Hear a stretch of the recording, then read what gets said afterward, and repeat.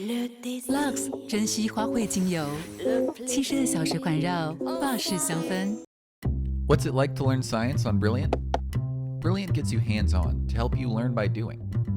From thermodynamics to optics to quantum light and beyond, you'll see science in a new way. Learn science interactively at brilliant.org.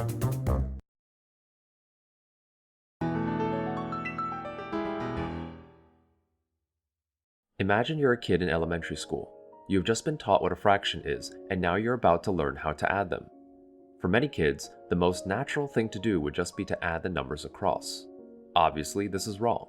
You're doing something to the fractions here, but it certainly isn't adding them. What is this even doing to the fractions? Is it useful? Is it even coherent? It turns out this is actually a thing, and it's called a mediant.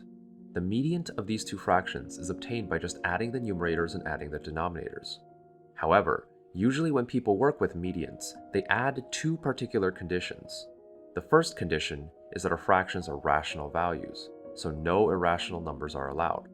And the second condition is that our fraction is in simplest form.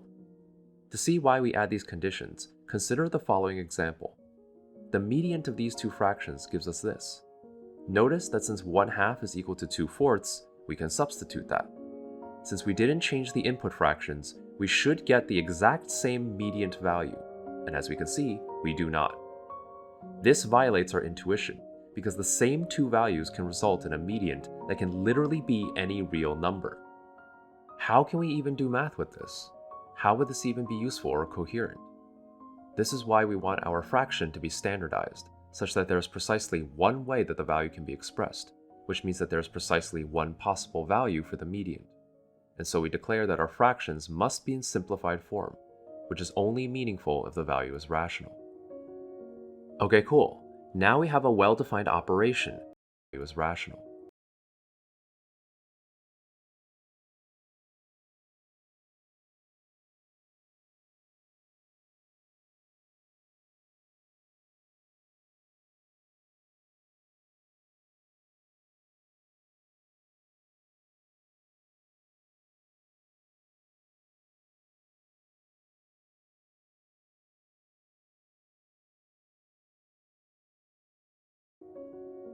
Okay, cool.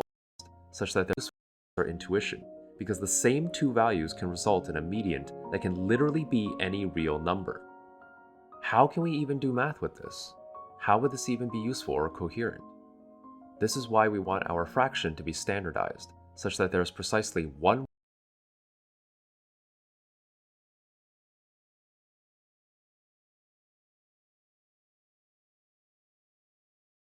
is obtained by just adding the numerators and adding the denominators. However, usually when people work with mediants, they add two particular conditions. The first condition is that our fractions are rational values, so no irrational numbers are allowed. And the second condition is that our fraction is in simplest form. Before, we assign a fraction to each bucket that represents the probability of drawing a black ball. Now, we will instead assign each bucket a vector w, b, where w is the number of white balls and b is the number of black balls. The slope of the vector represents how likely a black ball is pulled. The higher the slope, the more likely. We can model both of our buckets with vectors to see which bucket we should choose. In this way, combining two buckets would be like adding two vectors together. Adding the number of black balls together is the same as adding the y components, and adding the white balls together is the same as adding the x components together. If we examine the slope of the sum of the vectors, this is how we get our mediant, and how we get a very natural understanding of what a mediant is doing.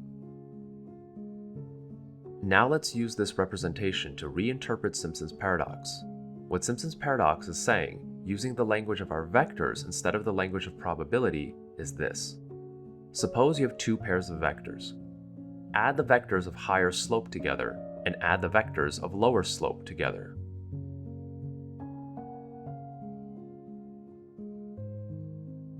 It's possible that the slope of the vectors made up of lower slopes is higher than the slope of the vectors made up of the higher slopes. There are a lot of ways in which this could happen graphically, and so hopefully Simpson's paradox shouldn't feel so unintuitive anymore. So that was a practical example of how mediants can teach us something. Well, kind of. It's not that just inventing a new math thing on its own taught us anything. It's how we understood its properties and how that can be translated or applied to other problems. Now that we have seen one particular practical example of how mediants can teach us something, let's take a look at a fancier problem. Suppose I start with the two fractions 0 over 1 and 1 over 0. Yes, 1 over 0 is undefined, but remember these fractions can be represented as vectors. So let's say that 1 over 0 is allowed in the same way that 0, 1 is a valid vector. 1 over 0 simply refers to the slope of the 0, 1 vector, a vertical direction. Now let's take the mediant of these two fractions, 1 over 1, and stick it between them. Now we have three fractions. Let's continue to take the mediant between adjacent fractions, sticking them in between. If we continue this process to infinity, we will eventually list every single positive rational number exactly once, in fully simplified form, and in order from least to greatest. Impressed? Let's prove these claims. Let's begin by proving some basic concepts that we will be using a lot throughout this video. The first one is the idea that the mediant of two fractions will always be strictly between them. To see why this is true, let's take our fractions and convert them to vector representation like we did before, and compare the slopes, which is the value of the fractions. Notice that no matter how you add the two vectors, the slope of the sum is always strictly in between. Note that this particular inequality holds true not only for rational values, but any fractions whatsoever, even if the fraction is not in simplest form or irrational. Next, we should understand that for two fractions a over b and c over d, the area of this parallelogram that we created here from the fractions vector representations is AD minus BC. First, we draw a rectangle of area AD. We can cut and move these shapes around without changing the overall area. By sliding these triangles up here and then subtracting out this rectangle, which includes some overlap, we have the parallelogram. Another fact we need is that the area of the parallelogram can also be understood as the length of the base times the length of the height, which means that no matter how we shear the parallelogram like this, the area doesn't change. Okay, here's where the fun begins. Take any two fractions such that AD minus BC equals 1, or in other words, the area of the parallelogram made by the vectors is 1. If we take the mediant of these two fractions and find the areas of the parallelograms made with the original vectors, each of them also have an area of 1. The reason for this is quite simple if you remember that shearing a parallelogram like this doesn't change its area, and the area of this parallelogram is 1. However, you do have to be careful as there is another important detail to this reasoning. Notice that this shearing argument never makes use of the fact that AD minus BC equals 1. If we try the same argument with the mediant of these two fractions, we can say that by shearing, we preserve the area, right? When we write out the fractions, we get that the mediant is 3 over 3, which must be simplified to 1 over 1. This shrinks the parallelogram formed with this mediant, so the area is not in fact preserved. That's why AD minus BC equals 1 is an important detail.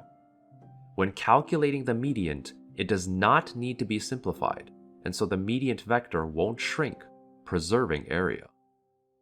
But why is the mediant in simplest form in the case that AD minus BC equals 1? Not being in simplest form simply means that there is no common factor in the numerator and denominator. Notice that if AD minus BC equals 1, no matter what integers these variables are, there are no common factors between a and b, a and c, d and c, or d and b.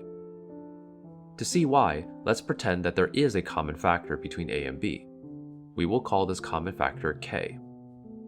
That means that we can factor out k, and we get that an integer times an integer equals 1, where one of these integers is bigger than 1. This is impossible, so there cannot be any common factors. We can use the same argument for any of the other pairs. So now let's examine the mediant of these two fractions. If we substitute these values into this AD minus BC expression, then simplify, we will notice that we obtain AD minus BC again. Assuming that AD minus BC equals 1, this expression is also equal to 1, which proves that A plus C and B plus D have no common factors, meaning the mediant is fully simplified. Another fun but important fact. Imagine you have two fractions such that AD minus BC equals 1. There are an infinite number of fractions between them.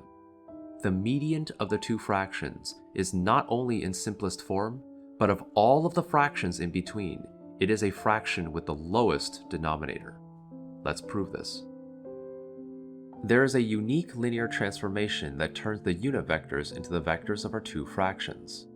This will also transform all other vectors as well. Let's suppose that we start with the vector 2, 1 and apply this transform. Where does it land?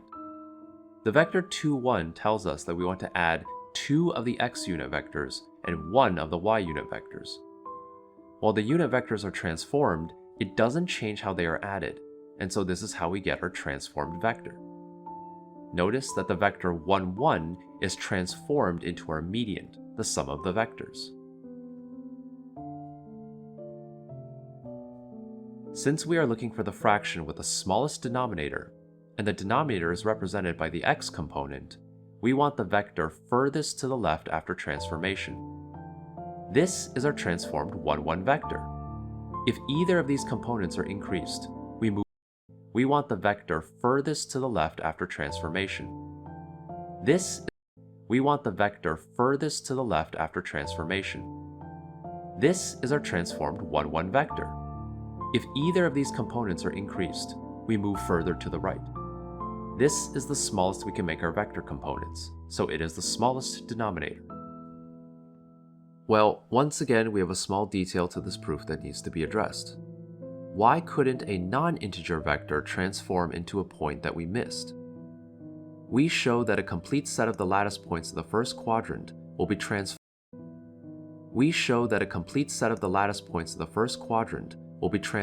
into a set of lattice points that lie between the fraction vectors. Now we will show the converse, that the complete set of lattice points between the fraction vectors will be reverse transformed into lattice points in the first quadrant. Let's begin with a vector with integer components. It doesn't even have to be the lowest denominator, just any vector. First, we look at the parallelogram made with this vector and this fraction vector. Now, we reverse the transformation. Since AD minus BC equals 1, and this happens to be the determinant of the transformation, area is preserved.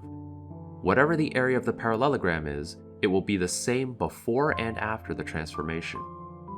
After reversing the transformation, we see that the area of the parallelogram is simply 1 times y, or just y. The area of the parallelogram before reversing the transformation was an integer, and this is equal to y, which means y is an integer. The same argument can be used on the other side to show that x is an integer too. So now we can see that reversing the transformation must give us an integer vector. Thus, the transformation gives us a complete set of all of the lattice points between the fractions.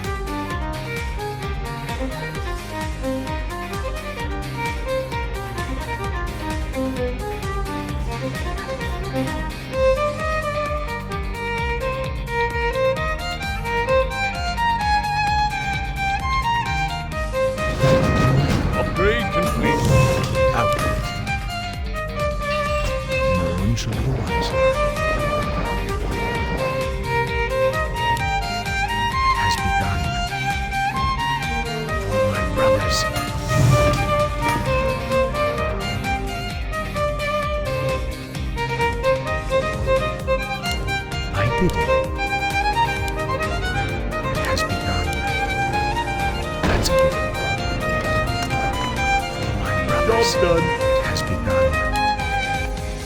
No one shall be the wiser.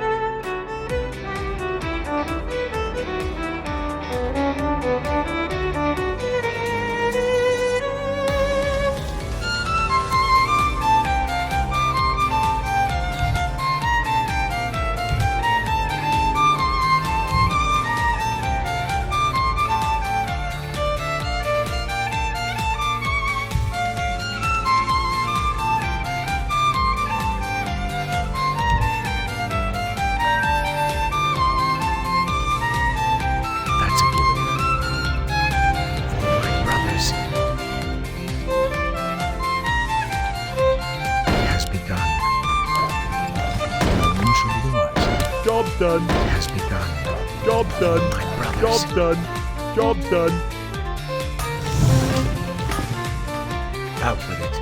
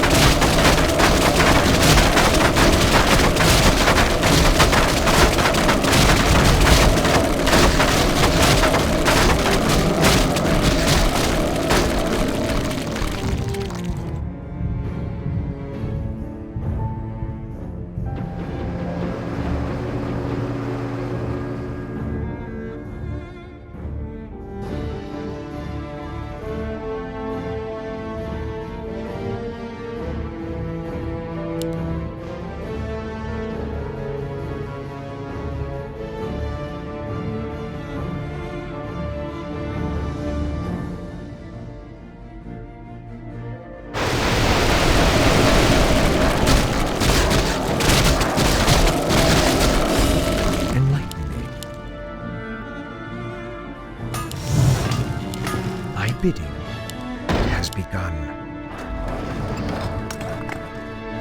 Job's done.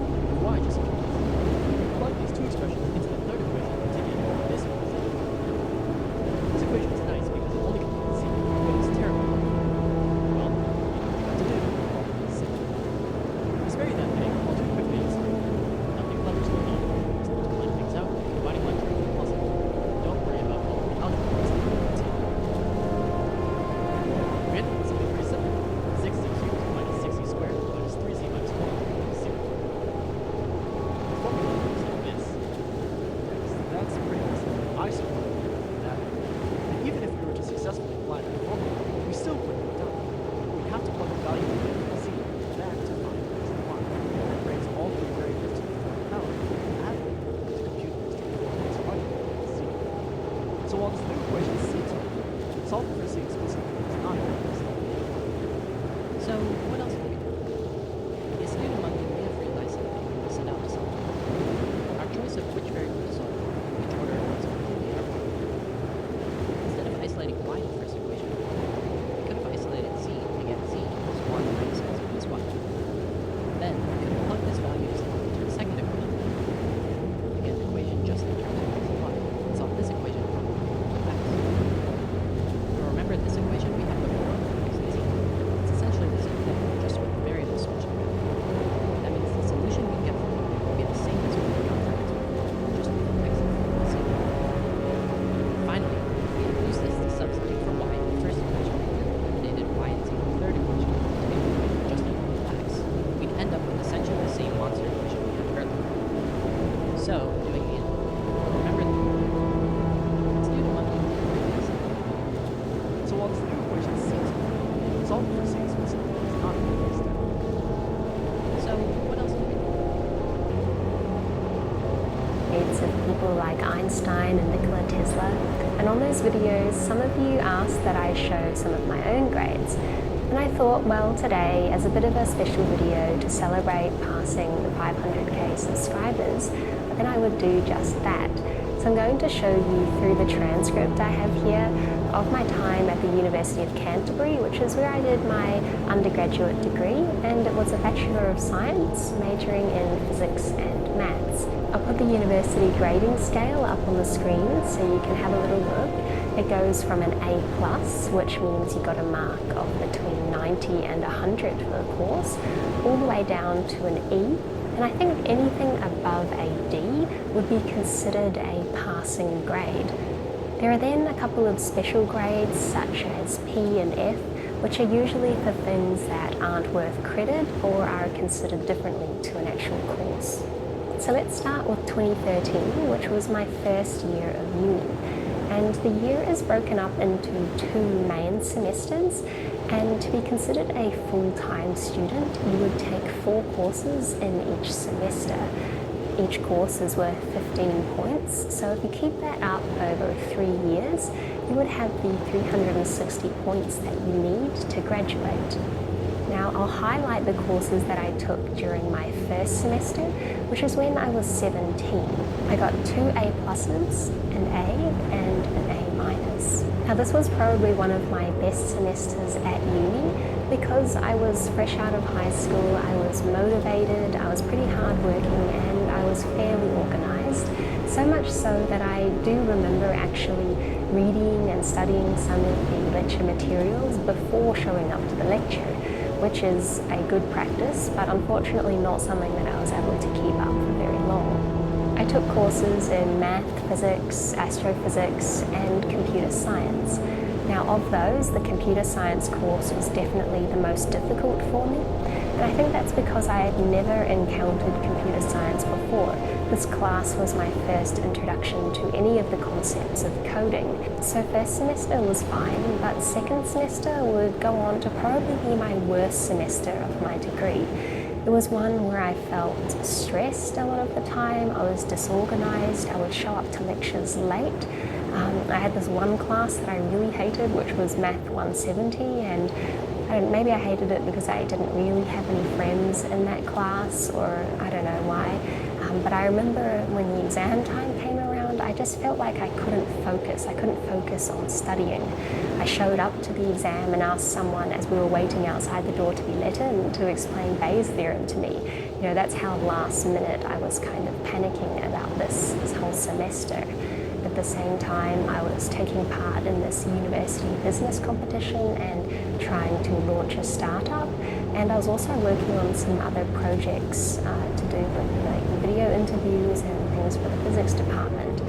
A couple of notes is that this academic writing assessment wasn't a course, it was just a little test we had to do to prove we were proficient at writing.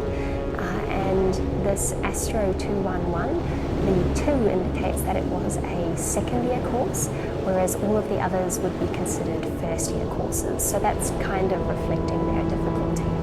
So let's move on to my second year, and you may notice here that I've taken 10 courses instead of the usual 8.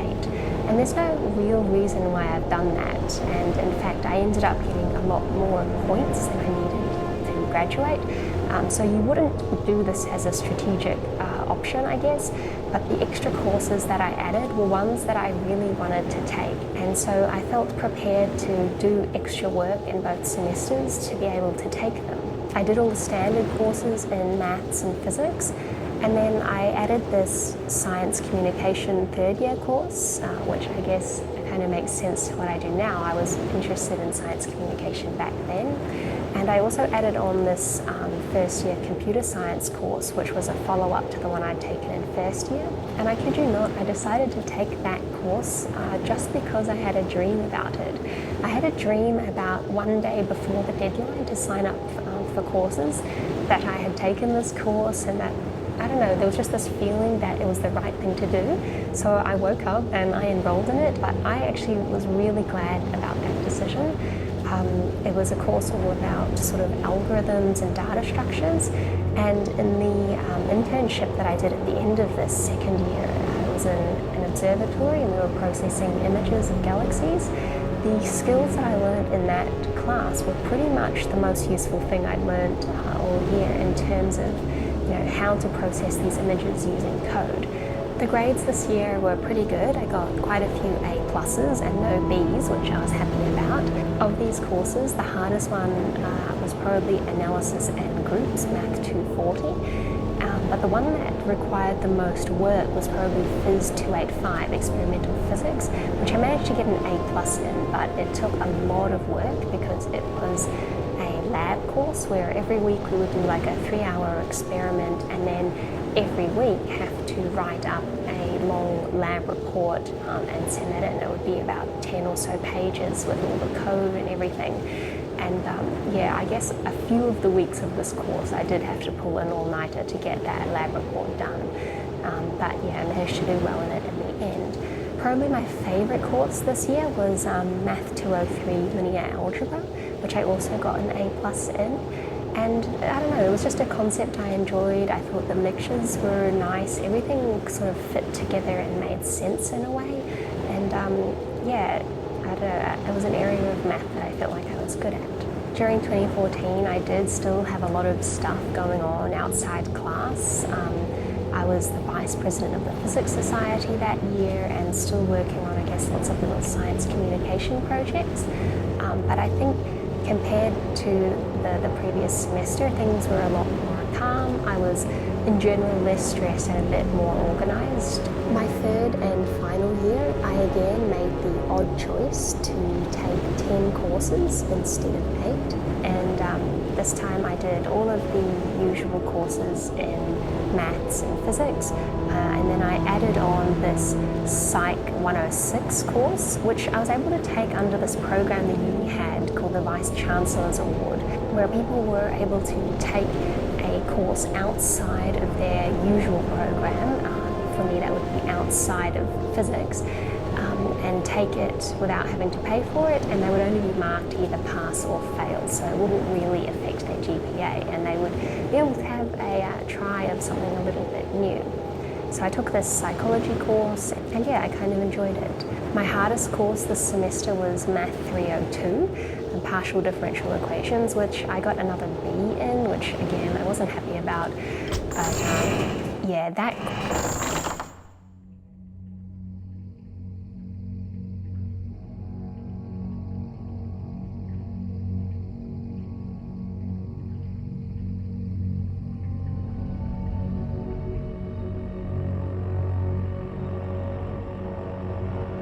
course, I don't know, I just found it really hard. The midterm test of this course, I actually got 50% on. After getting that really bad midterm result, I was like, man, I'm going to do terribly in this course. I should withdraw from it because I've got way more than enough points that I need to graduate. I don't even need to take it. but I went to the admin of the university and they said I was one day too late to be able to withdraw from the course, so I just had to stay in it. And I guess I'm glad I did. There would have been, no real benefit to me pulling out of things, even if I'm going to get a low grade, which might look bad on my transcript. Well, at the time I didn't think I'd be showing it to thousands of people on the internet, but I guess it was better to just keep it and learn the things I did learn in that course than trying to run away from it. That year I also did dynamical systems, which I really liked. It's one of my favorite courses, but definitely the course I loved the most of my whole degree was this course Math 380, and it was Mathematics in Perspective. It was basically a history of mathematics class. It was in this course that I first read A Mathematician's Apology, and the first time I encountered Babylonian, ancient mathematics and ideas there. I just really loved everything in this course. One of the lecturers even gave us a challenge to present a mathematical poem to the class, and at this time I'd already been performing some mathematically themed poems at open mic nights around the city, and so that was like right up my alley for an assignment. That was exactly the things that I love doing. And I was quite proud of myself for getting a few A+s in subjects that I'd found were quite difficult, including the advanced experimental physics, the classical mechanics and symmetry principles, and the advanced electromag and materials course. And so that was more than enough to graduate with a Bachelor of Science, first major physics, second major mathematics. And I have at the end here some academic awards that I had while I was a student. I did also receive the award for a top physics student at the end of my third year. And one of the reasons I came to this university was that I got the Aurora Scholarship in Astronomy, and that was something that you applied for coming out of school, and it allowed you to go to the Mount John University Observatory and do experience in observing and astronomy, and I even got to take a trip to some overseas astronomy sites as part of that, so that was really great.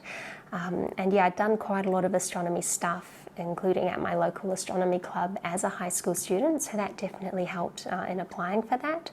After this degree, I moved to Australia and went to the ANU, where I did my honours year and started my PhD. And I guess I've never shown these grades to anyone except having to apply for honours and PhD, and since then, they haven't really been needed at all. And I guess I probably didn't need to worry so much about what they looked like in that case, because no one really is going to be looking back to these grades as you finish higher degrees and go into the workforce, although I'm in the unique position of showing them now to thousands of people, which probably would have been my worst fear when I got some of those grades I didn't like. But yeah, I guess it's important though to mention that I spent a lot of time stressing about how these grades would look and how they would be perceived, and maybe linking my self-worth to these grades, which is not a good thing to do. I don't regret getting good grades though, because it meant that I was trying really hard at these courses and I was actually learning a lot of things. While I was a student, I didn't really go out, I didn't drink, I didn't party, and you might consider that to be a sacrifice in striving for good grades. To me, I didn't really see it as a sacrifice because those weren't things that I was interested in or would enjoy anyway, but there were certain sacrifices for sure that I had to make just to my own life to try this hard and to want to get these grades that looked good. I also wouldn't consider my efforts here to be wasted now that I'm not doing my PhD and now that I'm making YouTube videos. Maybe one day I will return to the PhD, but it's not something that I really feel is right for me at the moment, and I don't consider these grades having gone to waste because I can always take that option to go back, or I can just take this knowledge and experience that I got in the process and use it to do other things. In the meantime, you can expect to see me covering the grades and other documents from people who are much more impressive than myself. And a big thank you for helping me to reach 500k subscribers. It's an awesome milestone, and definitely every one of you who has subscribed to the channel has helped me get there.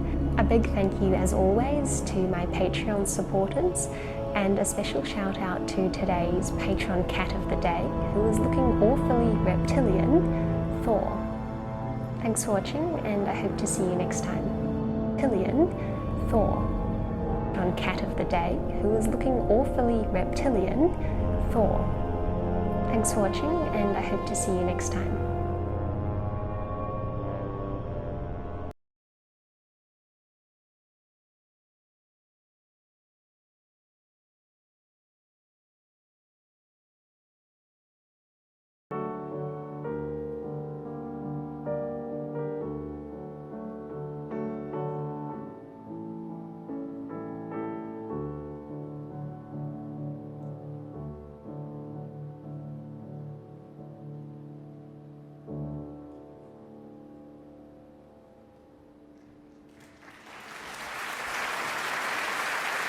Bravo, mesdemoiselles.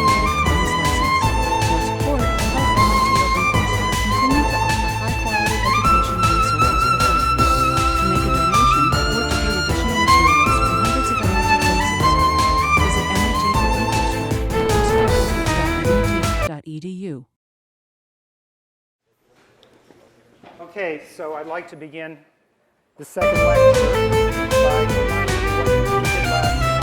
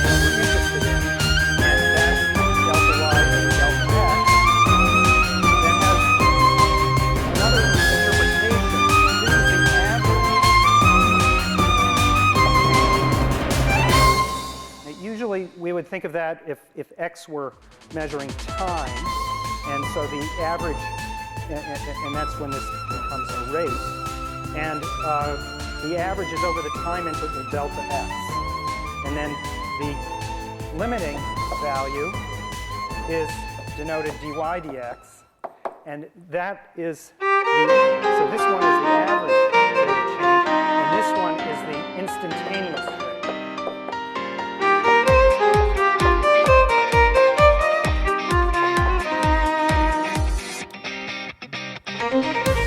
So that's the point of view that I like.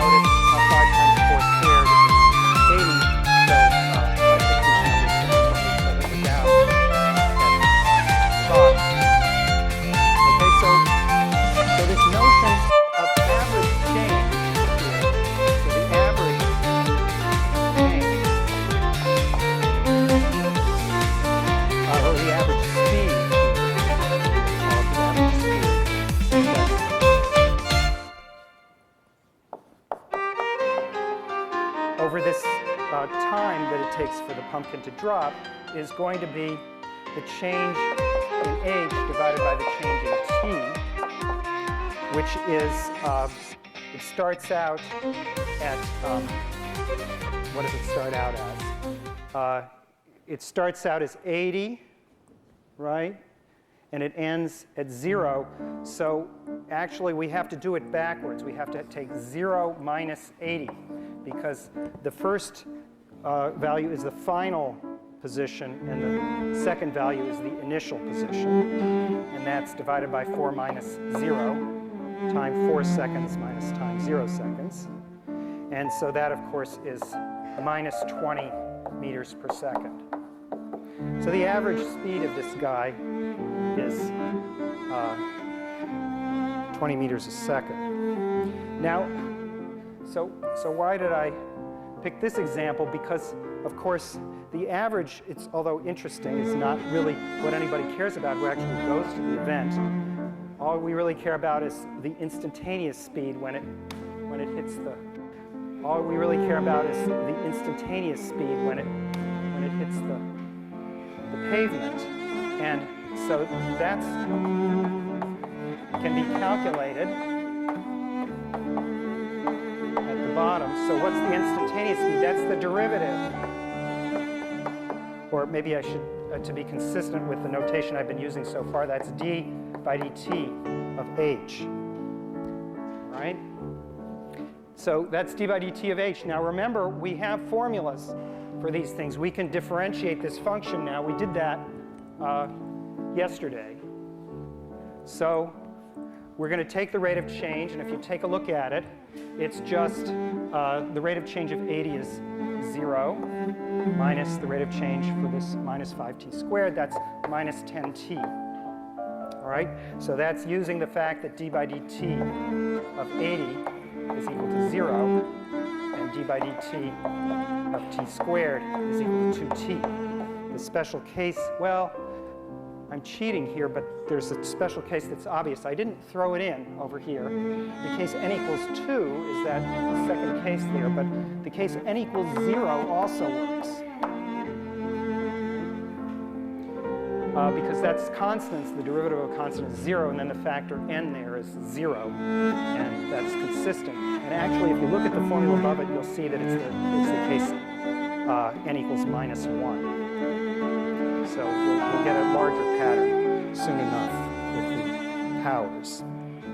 Okay, anyway, back over here, we have our rate of change, and this is what it is.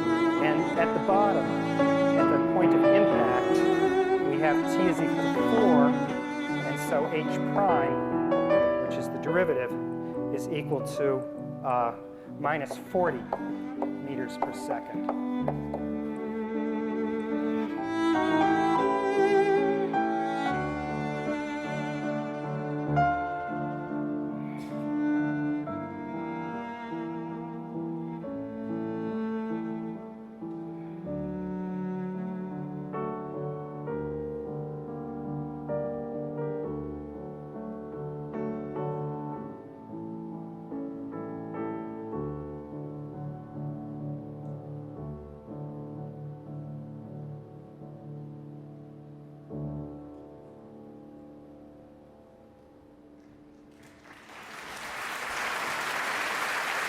Bravo, mesdemoiselles. Camille Thomas, nommée cette année dans la catégorie Révélation soliste instrumentale. Et Béatrice Berru au piano. Bravo. Et merci.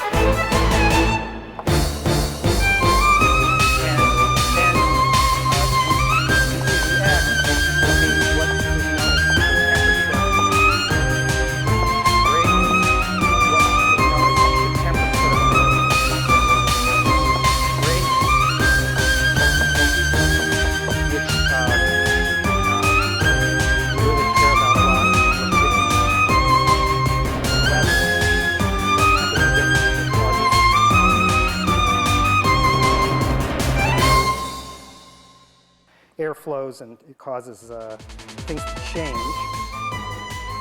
And then there's another theme which is throughout the sciences and engineering, which I'm going to talk about under the heading of sensitivity of measurements.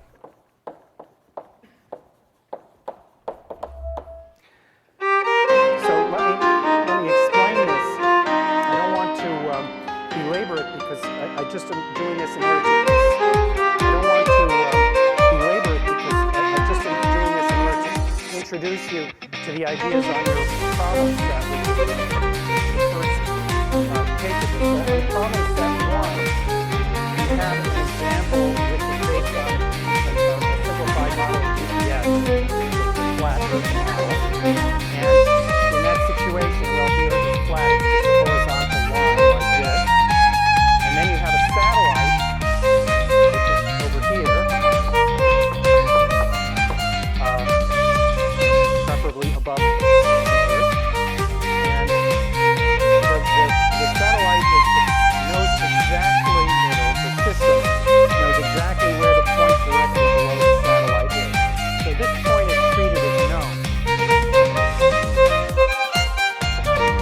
And I'm sitting here, okay,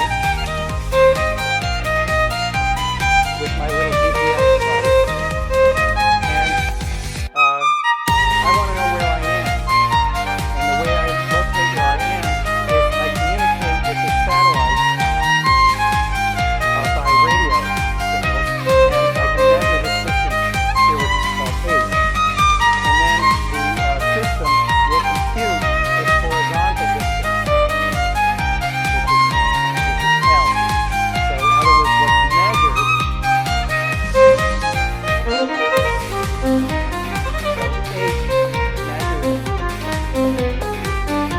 by radio waves and clock, various clocks. And then L is produced. L is produced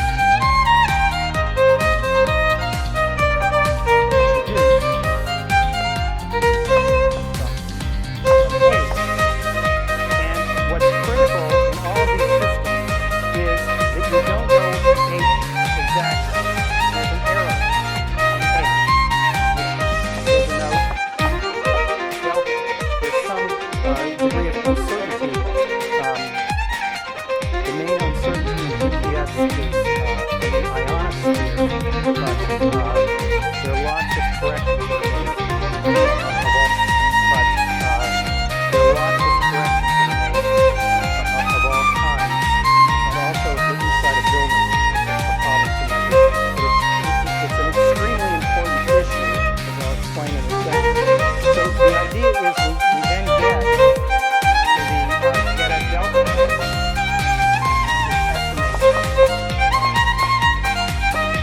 by considering its ratio, delta L over delta H, which is considering its ratio, delta L over delta H, which is going to be approximately the same as the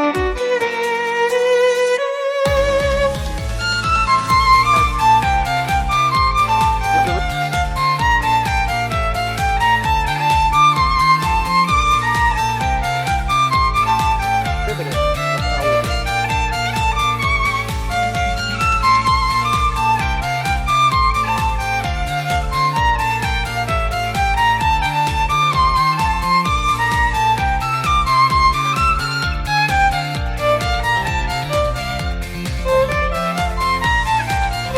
So this is the thing that's easy as opposed to calculus.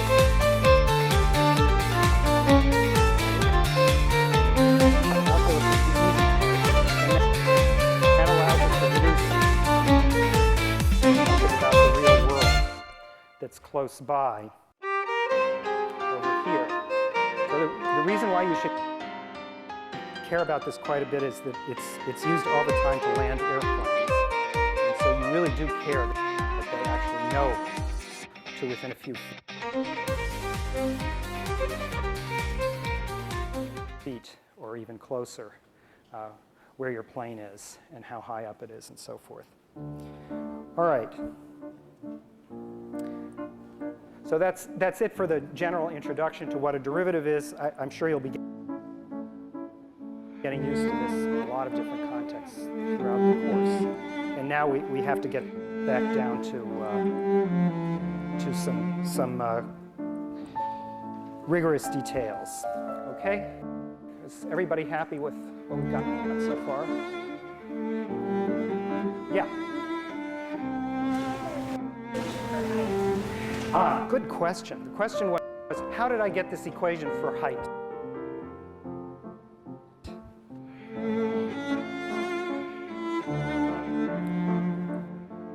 I just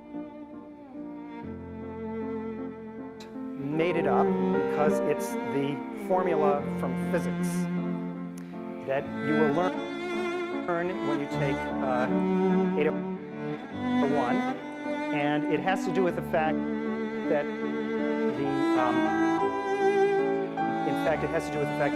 this is speed. If you differentiate another time, you get acceleration.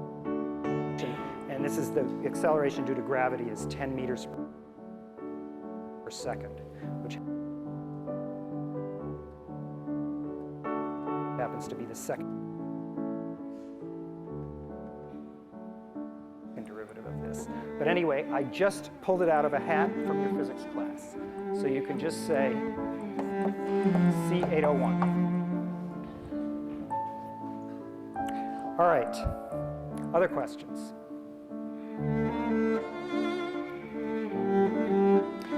All right, so let's go on now.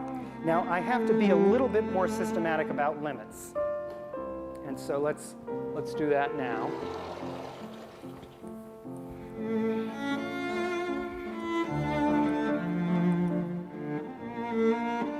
So now what I'd like to talk about is limits and continuity.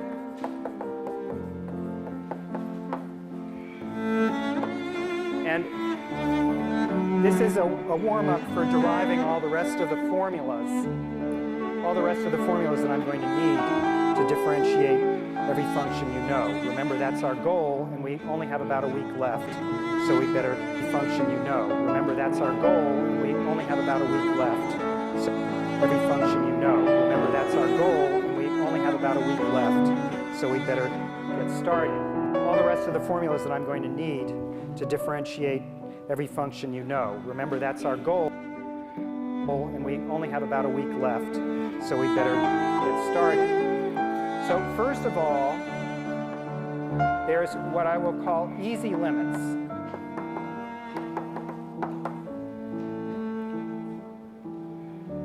So what's an easy limit?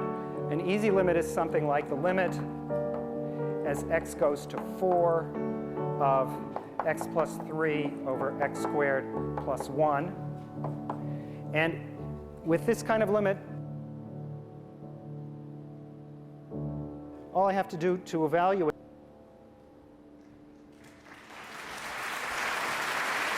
it. Bravo, mesdemoiselles. Camille Thomas, nommée cette année dans la catégorie Révélation soliste instrumentale. Et Béatrice Béroux au piano. Bravo. Et merci.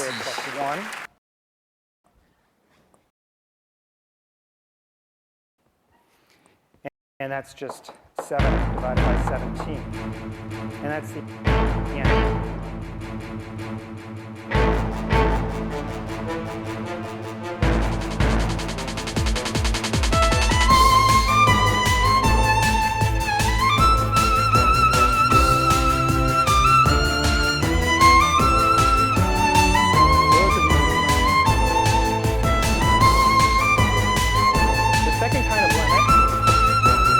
Well, so this isn't the only second kind of limit, but I just want to point this out. It's very important.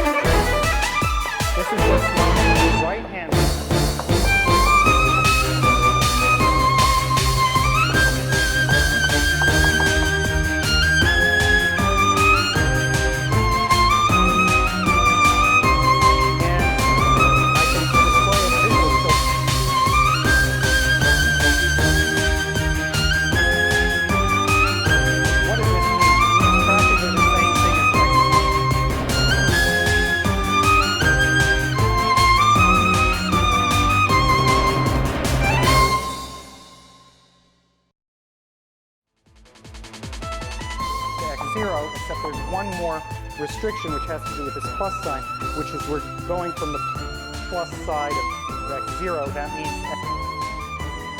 x is bigger than x0.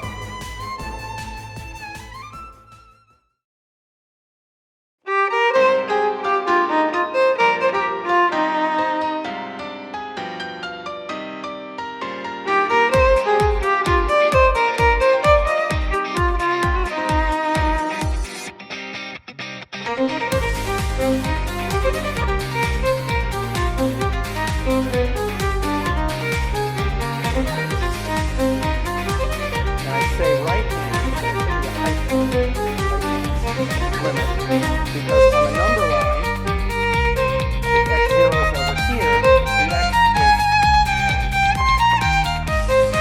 the x is to the right. So that's the right-hand limit. And then this being the left side of the board, I'll put on the right side of the board, the left side. So that one has the minus sign here. I'm just a little dyslexic.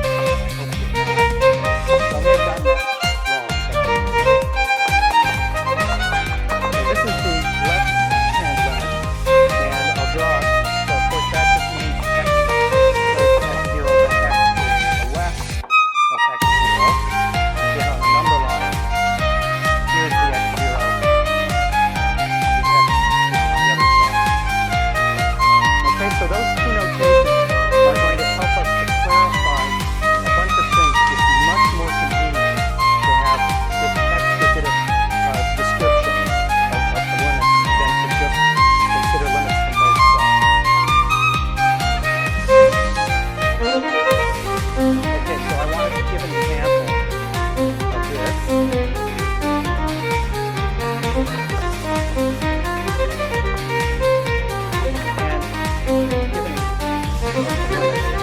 Going to help us to clarify a bunch of things. So those two notations are going to help to consider limits. Okay, so I wanted to give an example of this.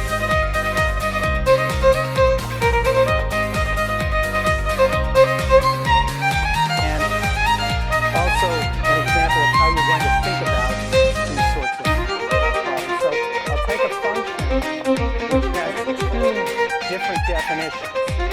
Say it's x plus 1 when x is bigger than 0, and minus x plus 2 when x is less than 0.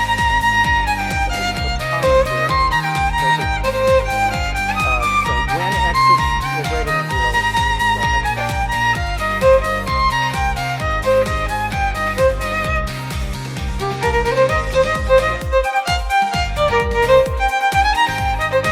now I can draw a picture of this. It's going to be kind of a little small, but I'm going to maybe I'll put the axis down below. So at height 1, I have to the right, I have something sloping 1, so it goes up like this, right? And then to the left of 0, I have something which has sloped negative 1.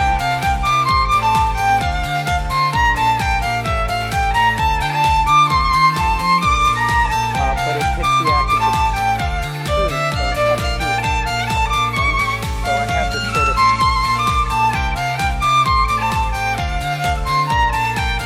strange antenna figure here, which is my grip.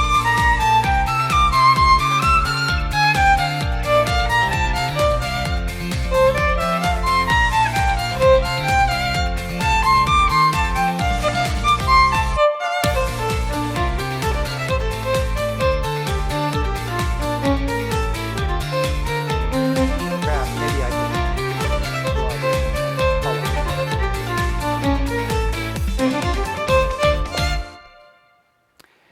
And then if I calculate these two limits here, what I see is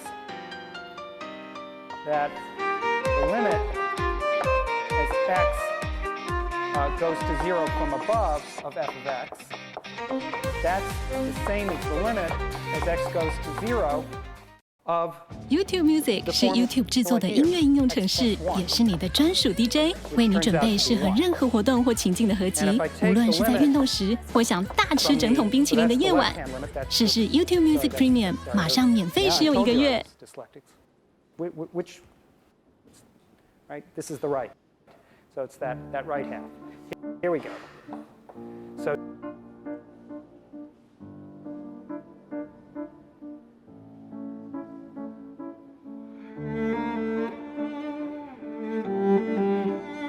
Now I'm going from the left, and it's f of x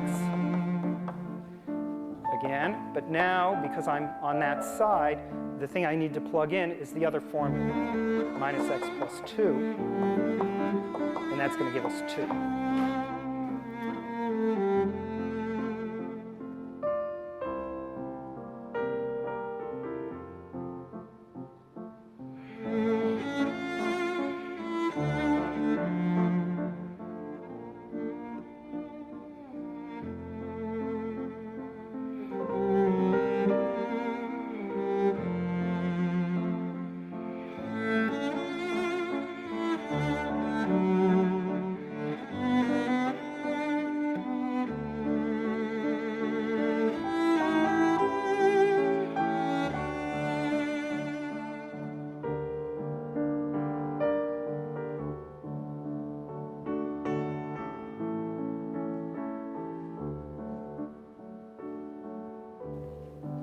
Now, notice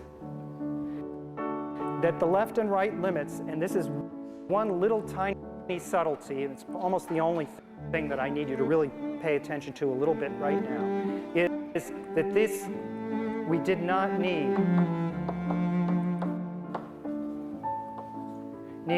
x equals 0 value. In fact, I never even told you what f of 0 was.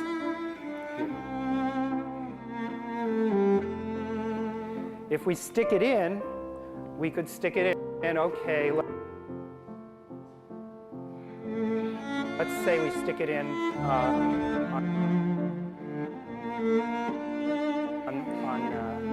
on this side. Let's make it be that it's on this side. So that means that this point is in,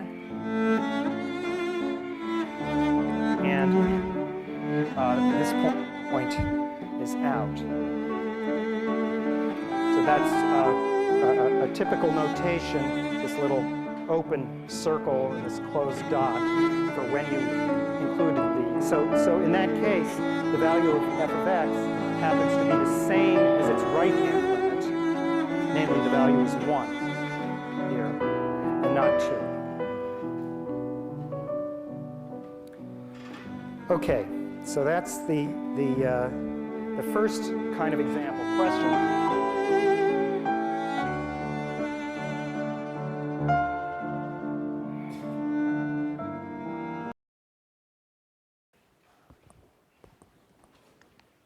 Okay, so now our next job is to introduce the definition of continuity. So that was the other topic here. So we're going to define, so f is continuous at x0 means that the limit of f of x as x tends to x0 is equal to f of x0. Right? So the reason why I spent all this time paying attention to the left and the right and so on and so forth and focusing is that I want you to pay attention for one attention to the left and the right and so on and so forth and focusing is that I want you to pay attention for one moment to what the content of this definition is. What it's saying is the following. So continuous at x0 has various ingredients here. So the first one is that this limit exists.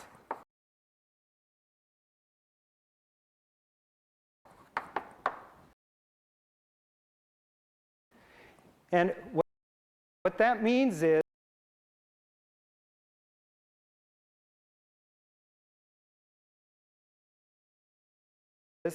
that there's an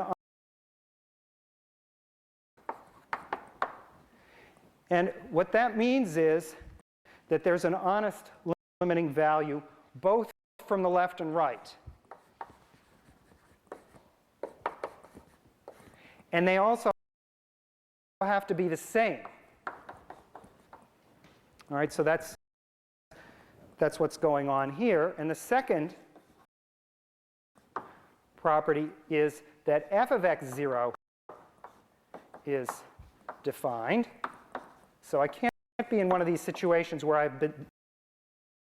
I haven't even specified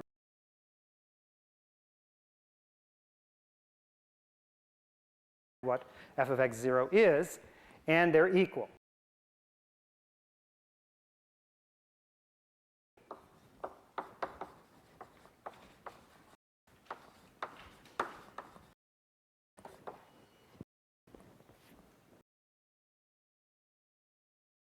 Okay?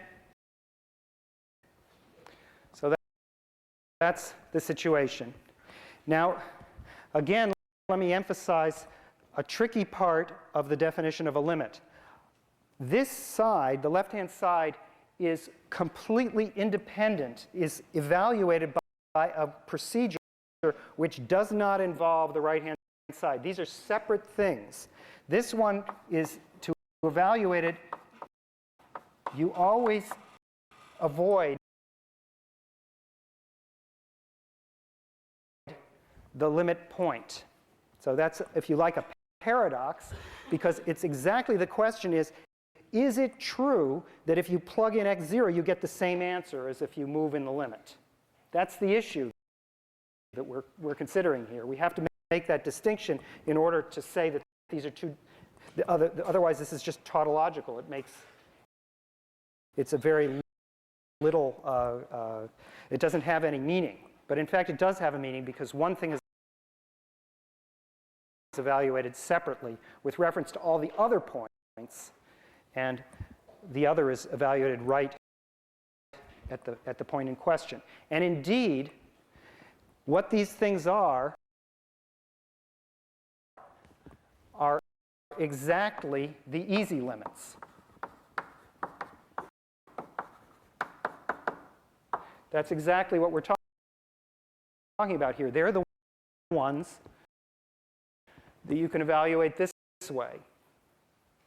So we have to make the distinction, and these other ones are going to be the ones which we can't evaluate that way.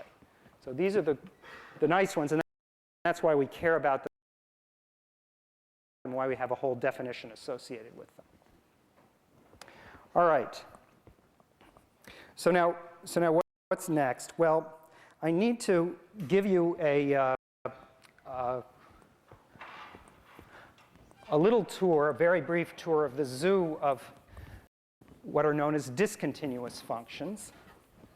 So sort of everything else, what are known as discontinuous functions. So sort of everything else that's not continuous. So the first example here, let me just write it down here, is jump discontinuities.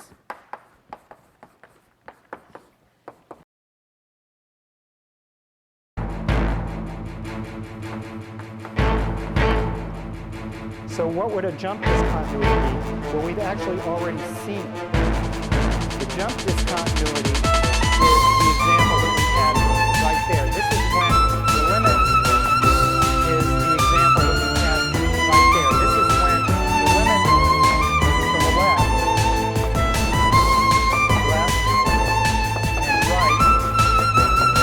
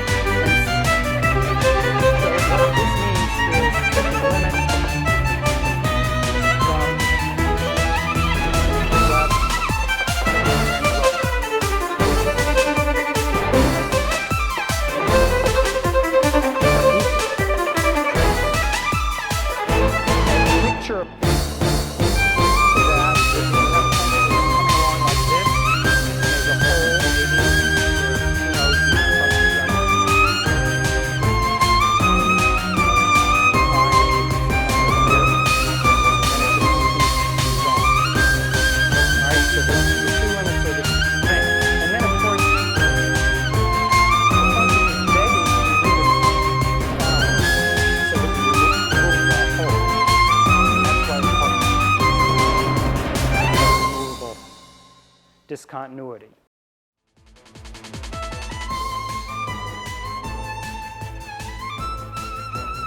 Now let me give you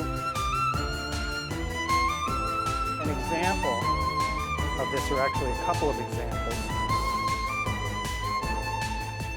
So these are quite important examples that you'll be working with in just a few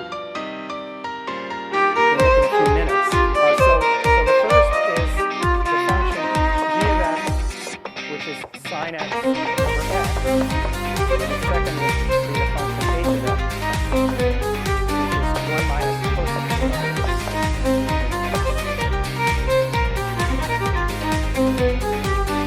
So we have a problem that g of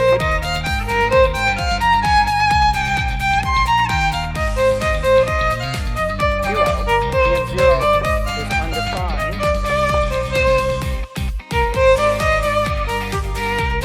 On the other hand, it turns out that this function has what's called a removable singularity. On the other hand, it turns out that this function has what's called a removable singularity.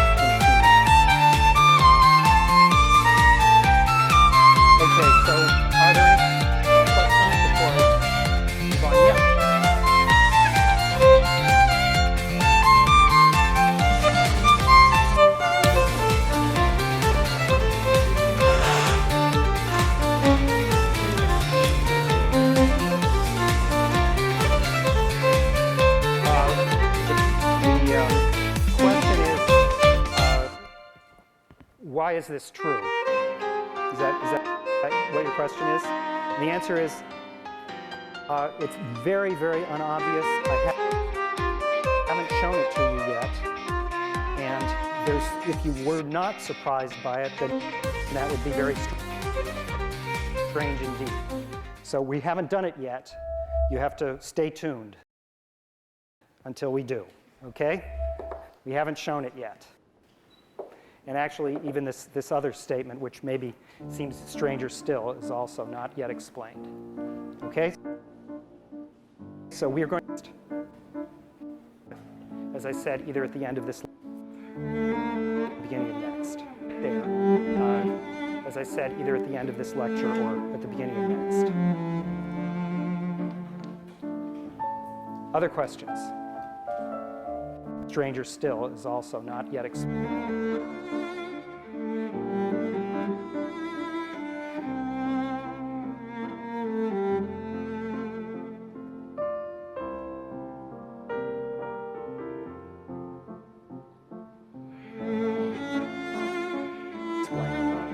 Okay, so we're going to get there, as I said, either at the end of this lecture or at the beginning of next. Other questions?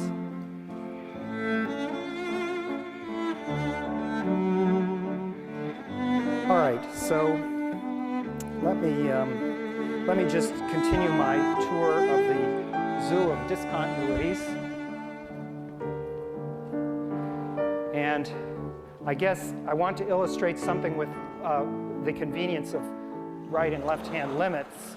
So I'll save this board about right and left-hand limits.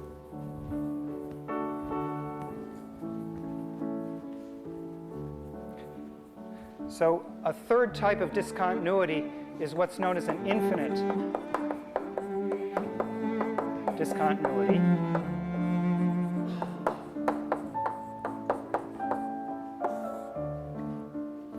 And we've already encountered one of these. I'm going to draw them over here. Remember, the function y is 1 over x. That's this function here. But now I'd like to draw also the other branch of the hyperbola. Now I'd like to draw also the other branch of the hyperbola down here and allow myself to consider negative values of x. So here's the graph of 1 over x. And the convenience here of the distinguishing the left and the right-hand limits is very important, because here I can write down that the limit as x goes to 0 plus of 1 over x. Well, that's coming from the right, 0 plus of 1 over x. Well, that's coming from the right, 0 plus of 1 over x. Well, that's coming from the right, and it's going up. So this limit is infinity. Whereas the limit in the other direction, from the left, that one is going down. And so it's quite different. It's minus infinity.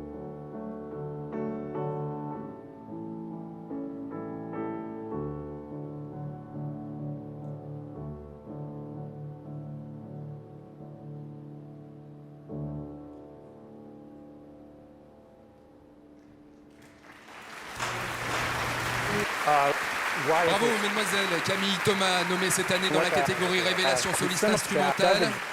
Et Béatrice Berru au piano. Bravo et merci.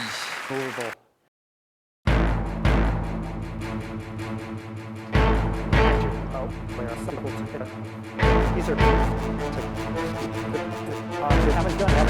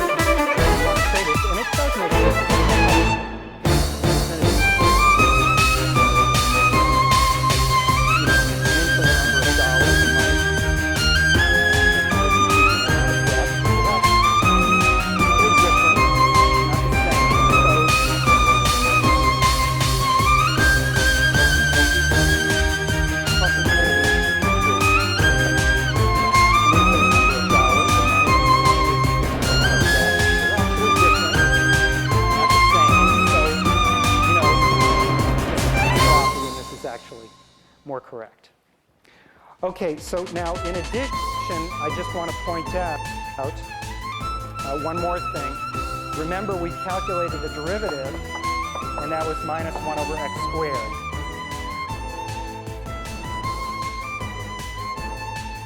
But I want to draw the graph of that and make a few comments about it. So I'm going to draw the graph directly underneath the graph of the function. And notice what this graph is. It goes like this.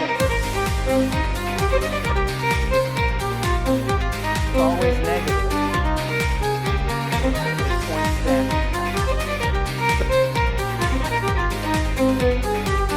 So now this may look a little strange, that the derivative of this thing is this guy.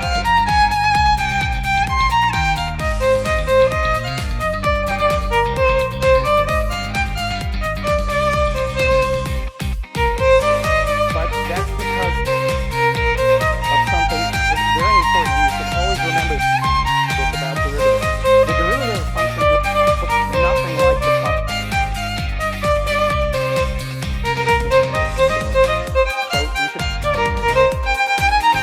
Forget about that.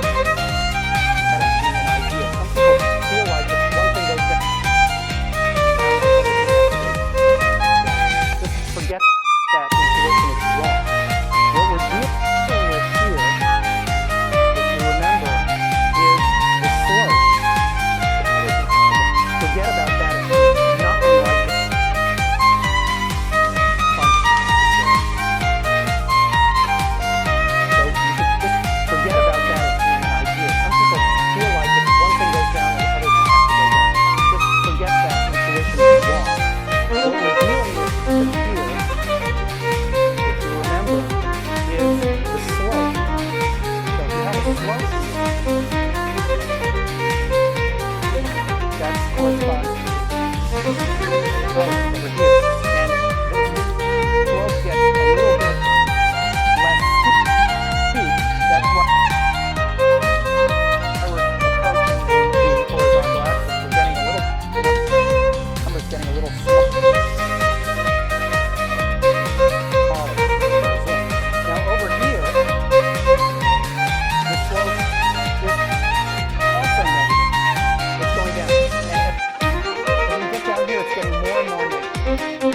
As we go here, the slope, this function is going up, and the slope is going down. Alright, so the slope is down on both sides.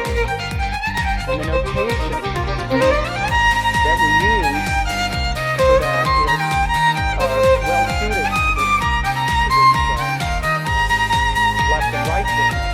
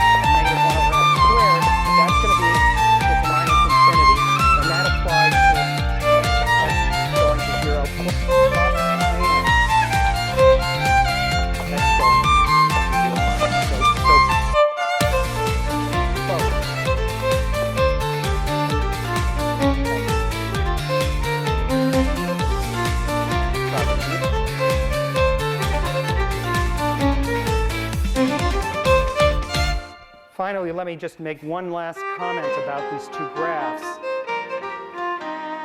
This function here is an odd function.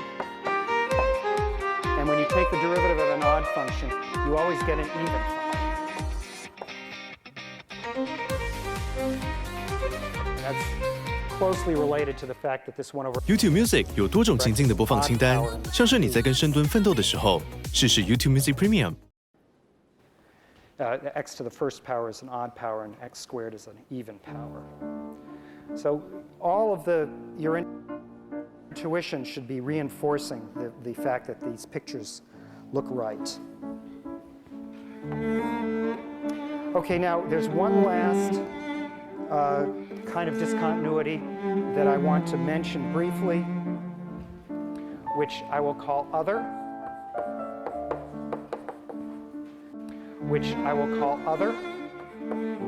Briefly.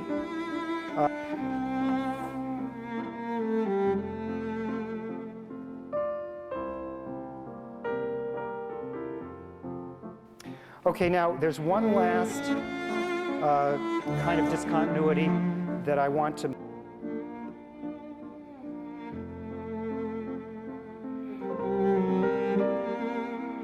mention briefly, which I will call other. Ugly discontinuities.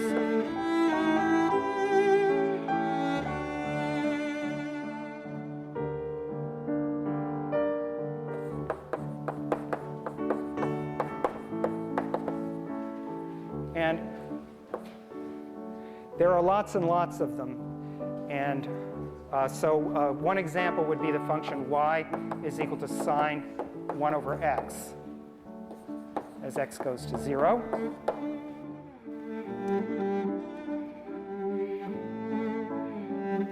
And that looks a little bit like this.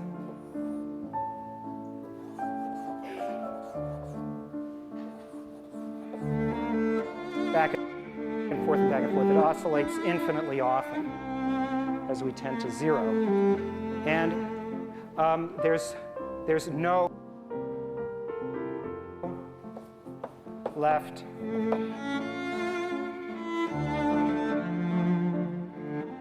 or right limit in this case. So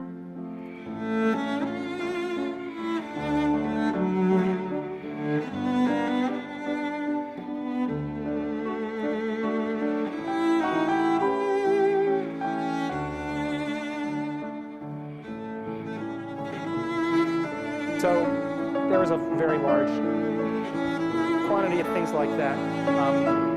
Fortunately, we're not going to deal with them in this course. A lot of times in real life, there are things that oscillate as time goes to infinity, but we're not going to worry about that right now. Okay, so that's our final mention of a discontinuity.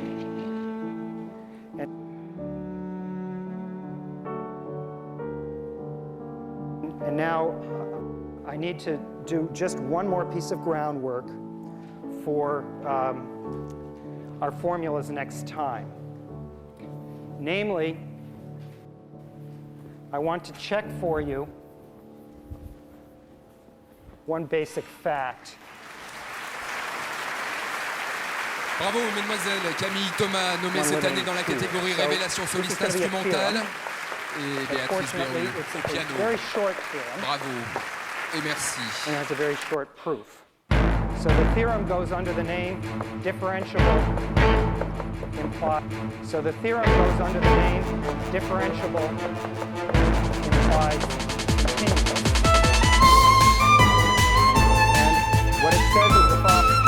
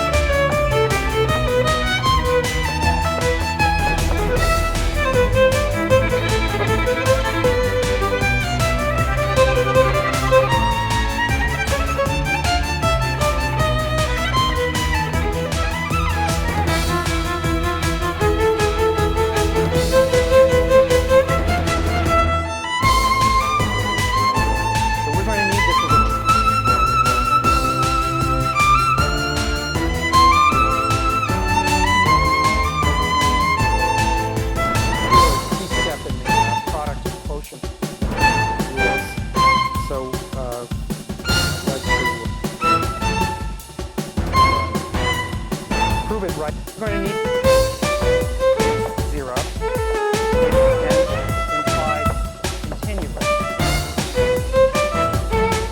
And what it says is the following. It says that if f is differentiable, in other words, the derivative exists,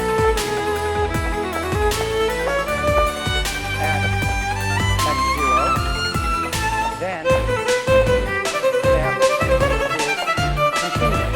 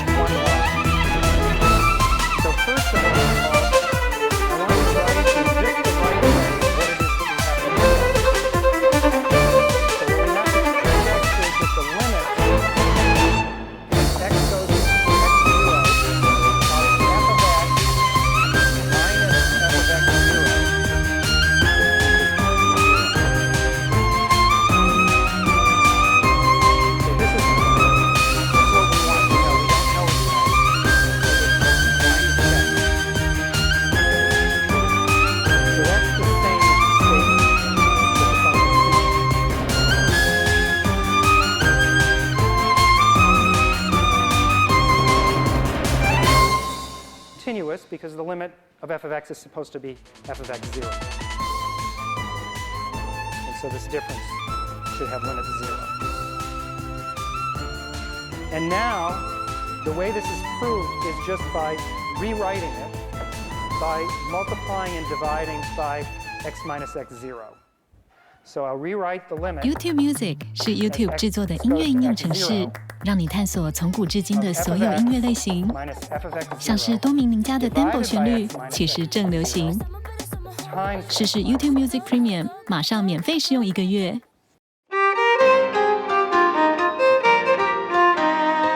Okay, so I wrote down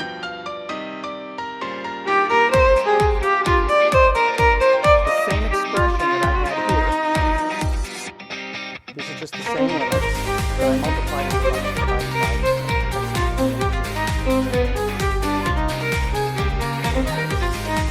And now, when I take the limit,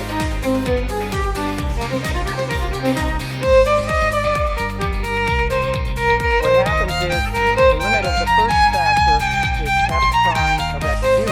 That's the thing we know exists by our assumption.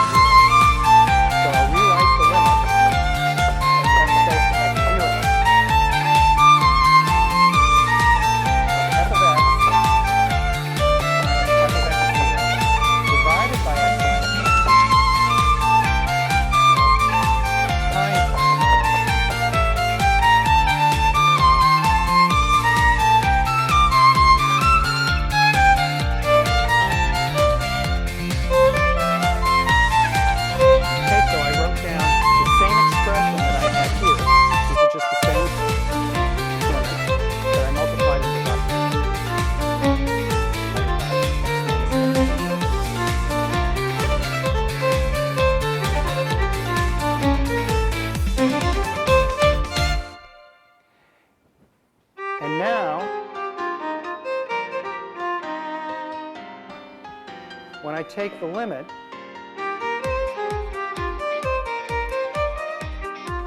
what happens is the limit of the first factor is f prime of x0. That's the thing we know.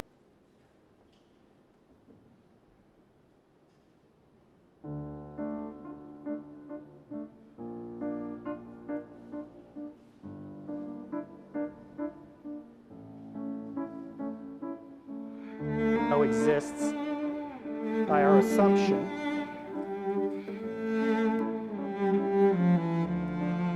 And the limit of the second factor is 0.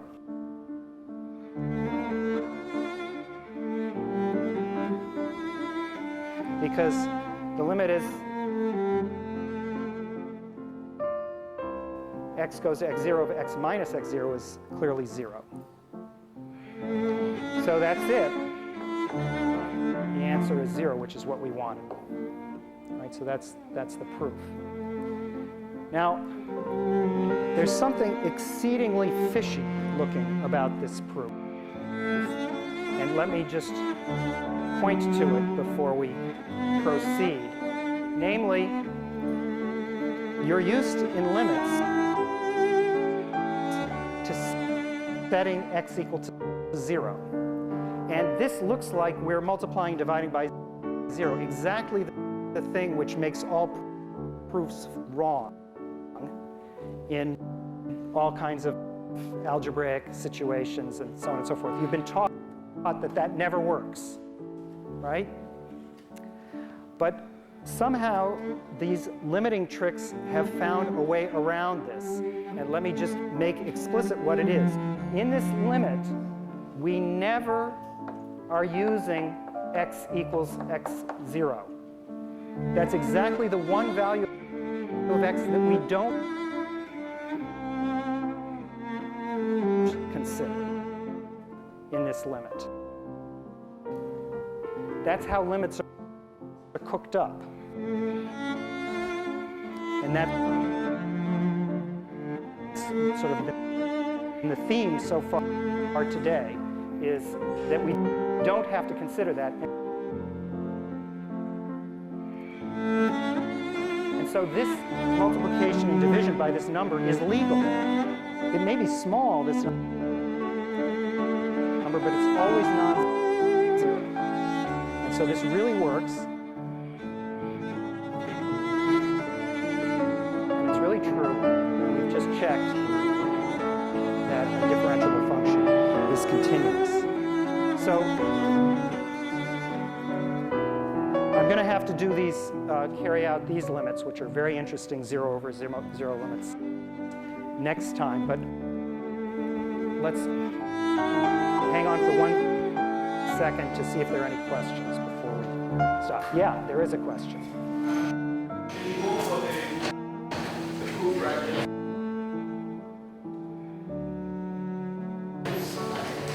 Repeat this proof right here.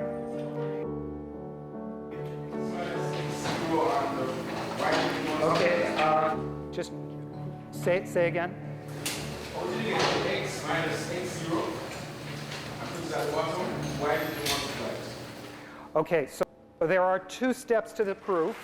And the step that you're asking about is Bravo, mademoiselle Camille Thomas, nommée cette année dans la catégorie Révélation and what soliste I'm saying is instrumentale. if you have a number Et Béatrice and you Béroux multiply au it by piano. 10 over 10, Bravo it's the et merci. same number. If you YouTube multiply it by Premium 3 结合 over 3, 零广告 it's YouTube 与 YouTube Music 应用 2 over 程式， 2, 1 over 1. 免费试用1个月。 So on. So it's okay to change this to this. It's exactly the same thing. That's the first step. Yes.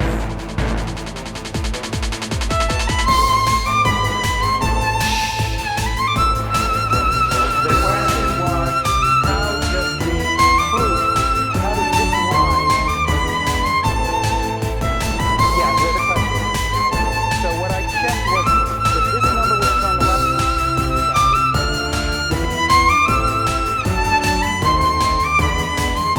equal to this number. This is very complicated.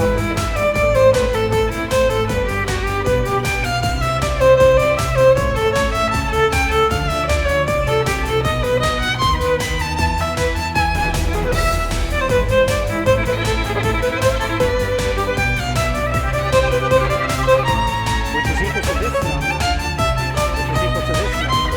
And so I checked that this number is 0. The last thing is 0. This is equal to that, that is equal to 0. That's the proof. Yes.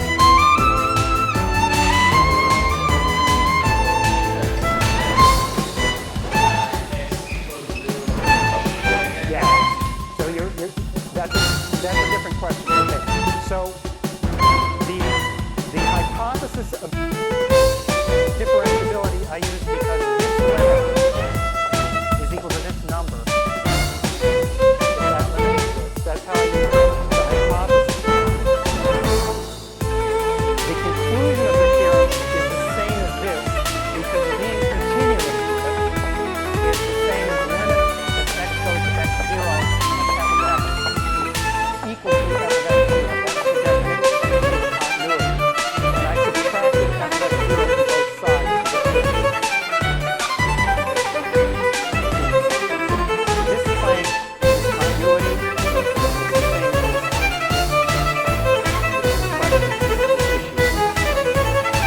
Last question.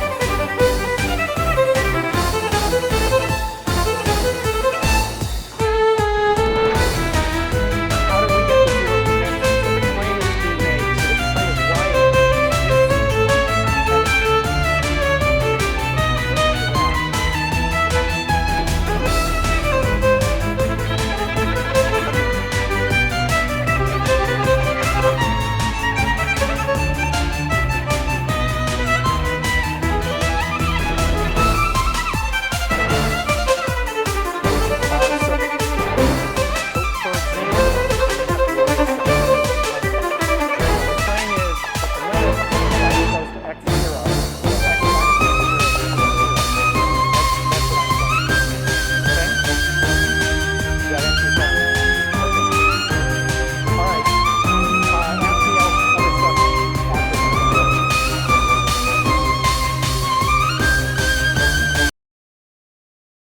That would be, for example, x to the n or 1 over x. Those are the ones that we did a couple of lectures ago.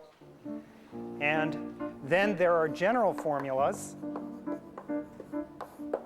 And the general ones don't actually give you a formula for a specific function, but tell you something like if you take 2 functions and add them together, their derivative is the sum of the derivatives.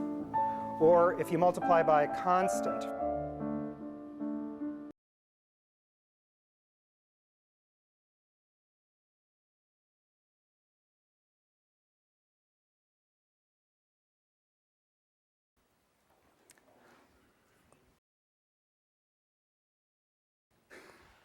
All right, so because we're out of time, we're not going to prove these today, but we will prove these next time. And you're definitely going to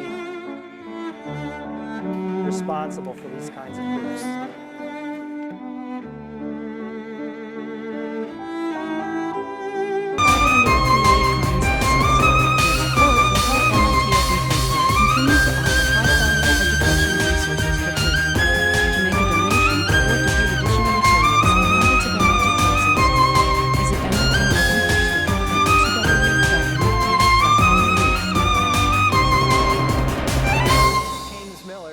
I'm substituting for David Jarrison today. So you have a substitute teacher today.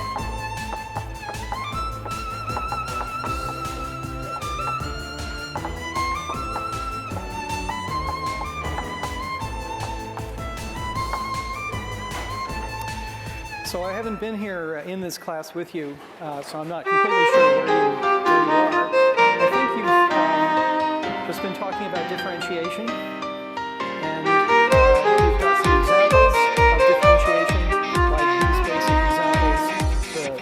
Of x to the n is x to the minus 1. But I think maybe you spend some time computing the derivative of the sine function as well, using it. And I think you have some rules for extending these calculations as well.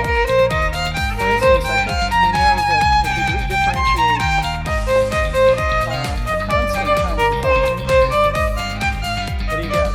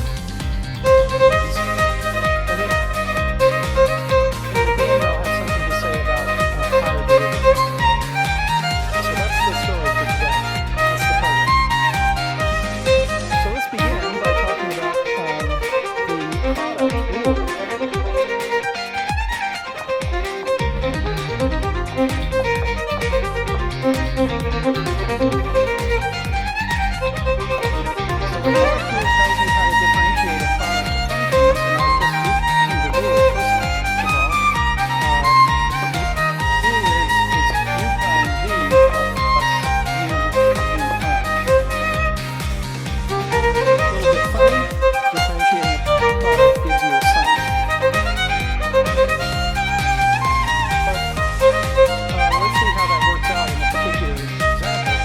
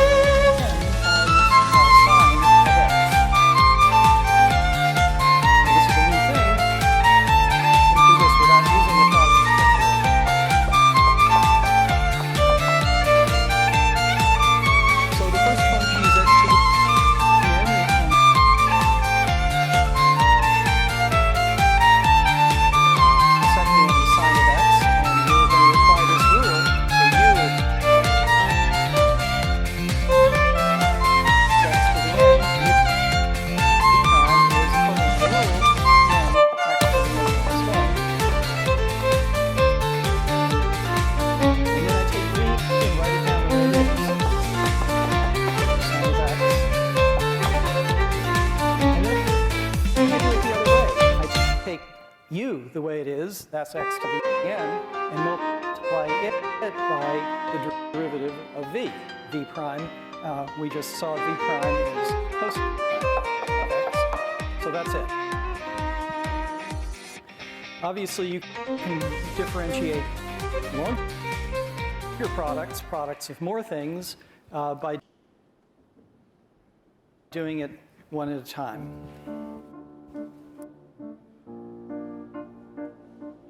Well, let's see why this is true. I want to try to show you why the product rule holds. So I think you have a standard way of trying to understand this. And it involves looking at the change in the function that you're interested in differentiating. So I should look at how much the product uv changes when x changes a little bit. Well, so how do we compute the change? Well, I write down the value of the function at some new value of x plus delta x. Well, I better write down the whole new value of the function, and the function is u times v, so the whole new value looks like this. It's u of x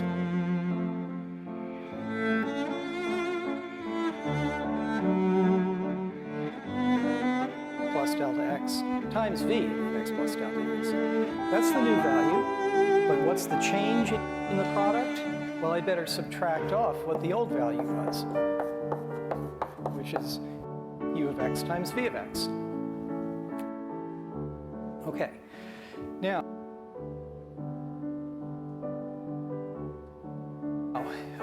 according to the rule we're trying to prove, I have to get u prime involved. So I want to involve the change in u alone by itself. Let's just try that. I see part of the formula for the change in u right there. Let's see if we can get the rest of it in place. So the change in x is u of x plus delta x minus u of x, right? That's the change in x. It occurs, this part of it occurs up here multiplied by v of x plus delta x. So let's put that in too. Now this equality sign isn't very good right now. I've got this product here so far, but I've introduced something I don't like. I've introduced u times v of x plus delta x, right? Minus that. So the next thing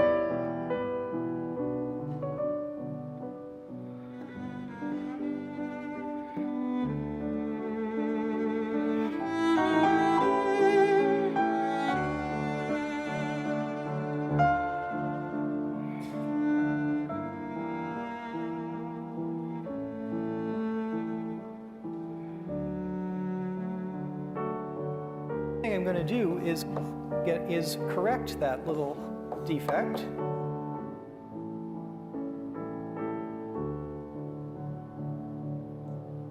By adding in u of x times v of x plus delta x.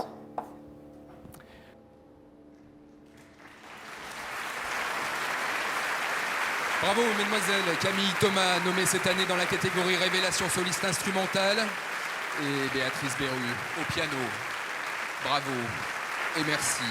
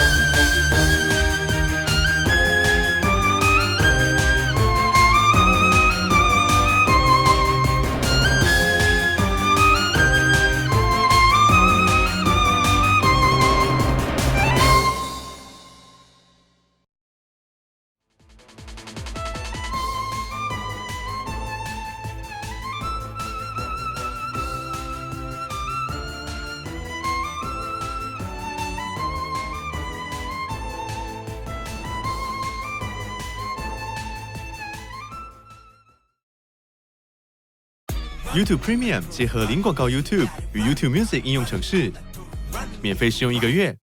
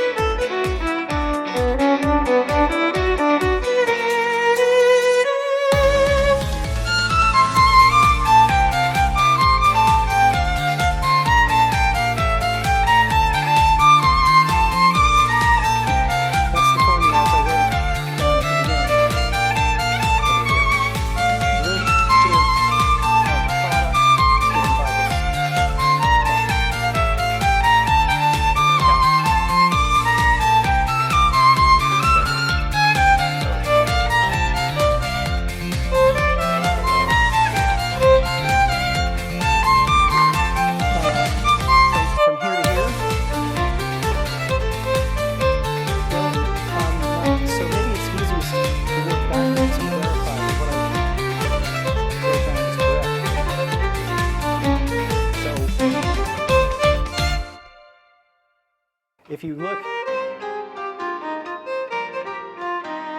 there's a u times v of x plus delta x there, and there's also one here, and they occur with opposite signs. So they cancel. And what's left is u of x plus delta x times v of x plus delta x. It's left, and they occur with opposite signs. so they cancel. And what's left is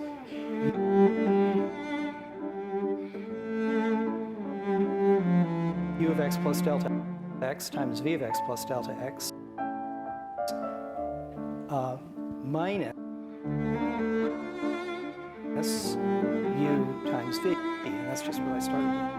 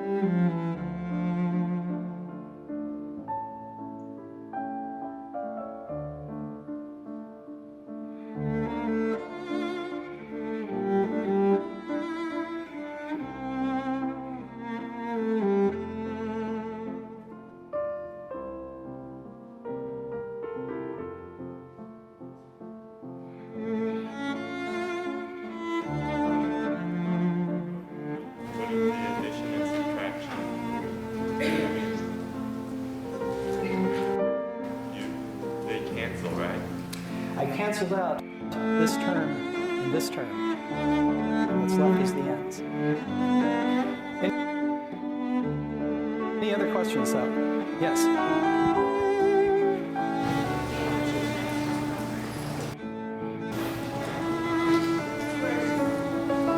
Well, I just calculated what delta UV is, and now I'm going to divide that by delta X on my way to delta UV is, and now I'm going to divide that by delta X on my way to computing the derivative. And so I copy down the right-hand side and divided by delta X. I just decided to divide the delta U by delta X and the delta V by delta X.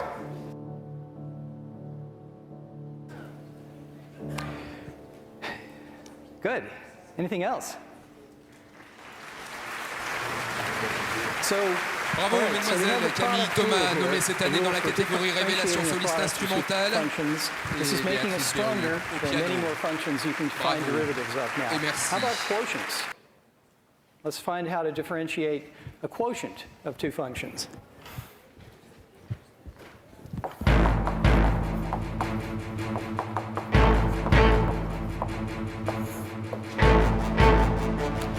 Well, again, I'll write down what the answer is, and then we'll try to verify it.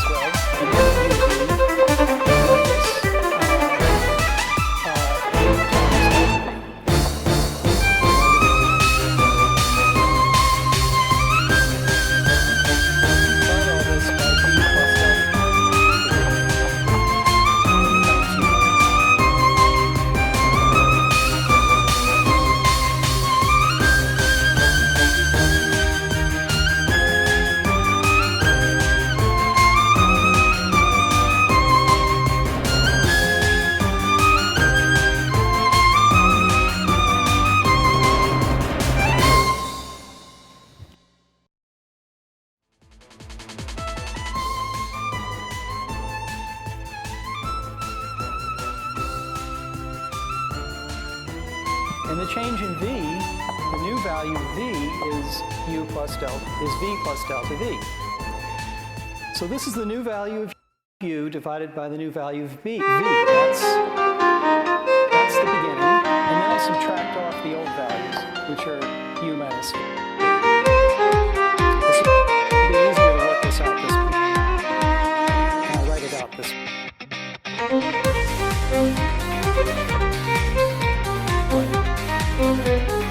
So now I will cross multiply, as I said. So I get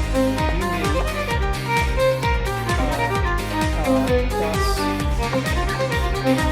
delta u times v minus, now I'll cross multiply this way, you get uv minus u times delta v. And I divide all this by v plus delta v.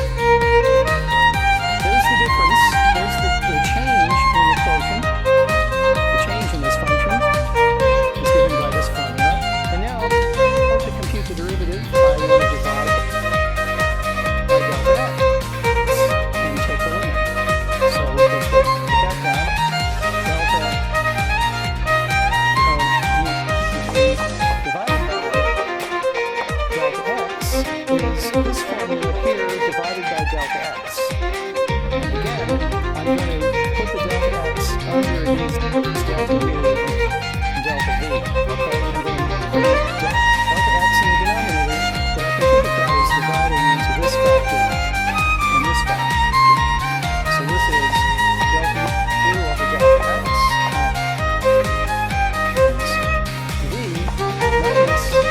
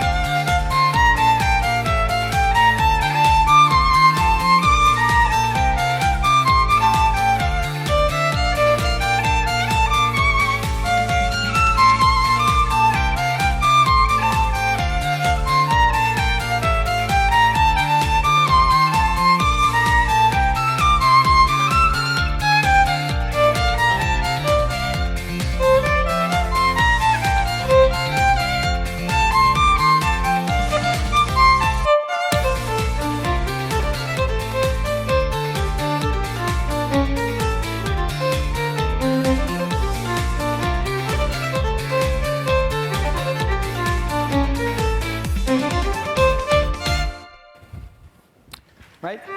Put the delta x up in the numerator there.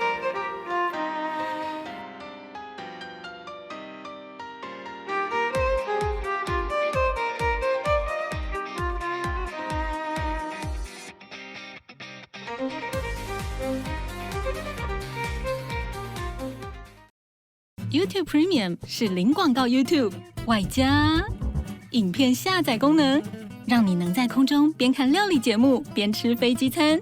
YouTube Premium 不只是零广告，立即试用1个月。Next up,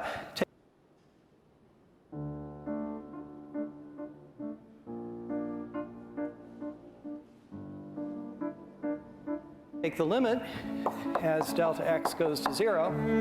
I get, by definition, the derivative of u divided.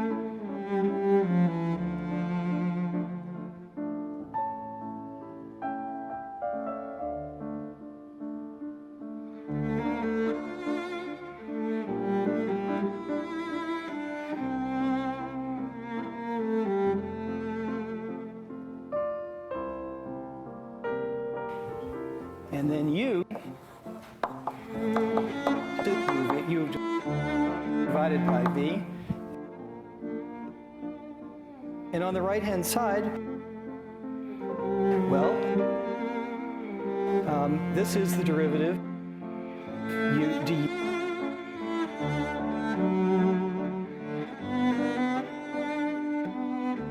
dx, right? Times v, and then u times, and here it's the derivative dv dx.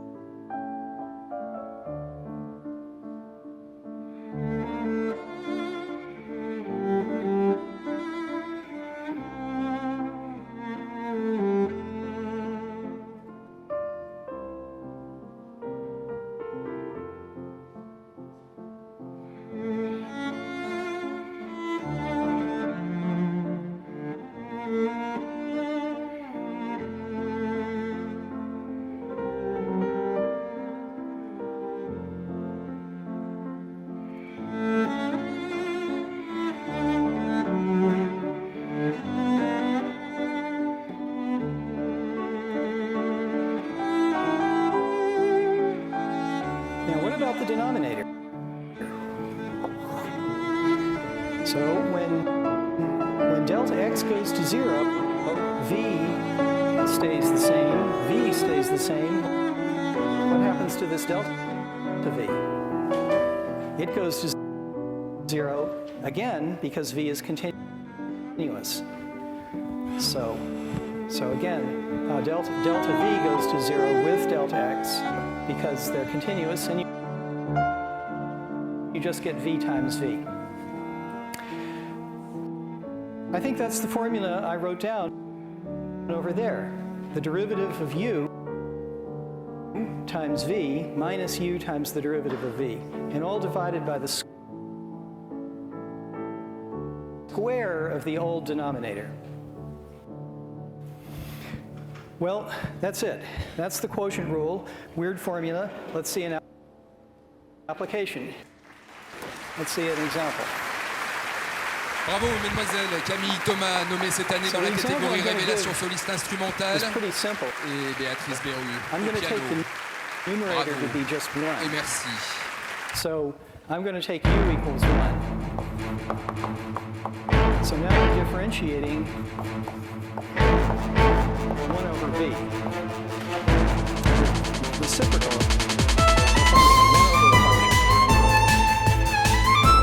Here's a copy of my rule. Let's do u dx in that case.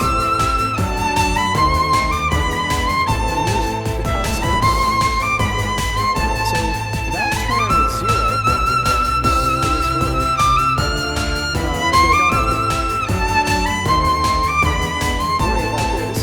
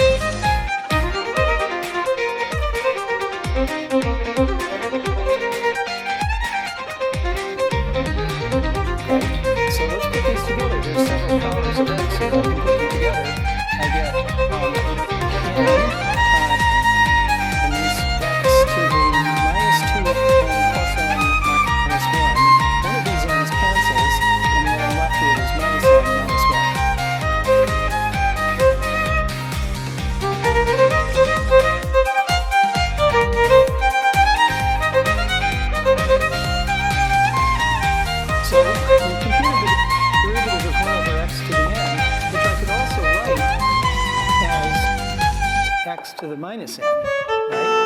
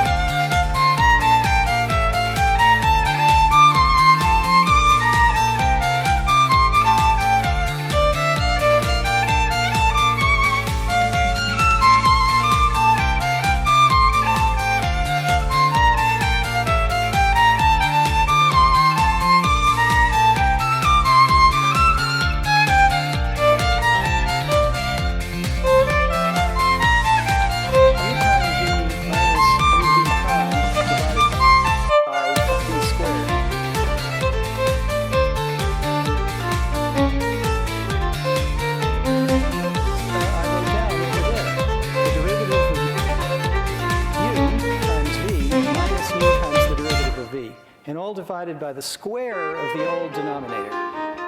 Also write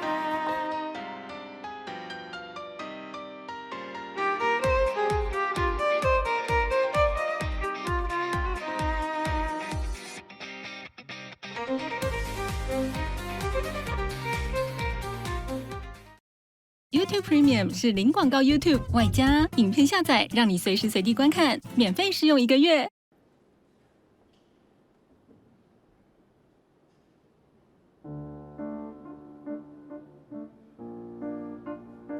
as x to the minus n.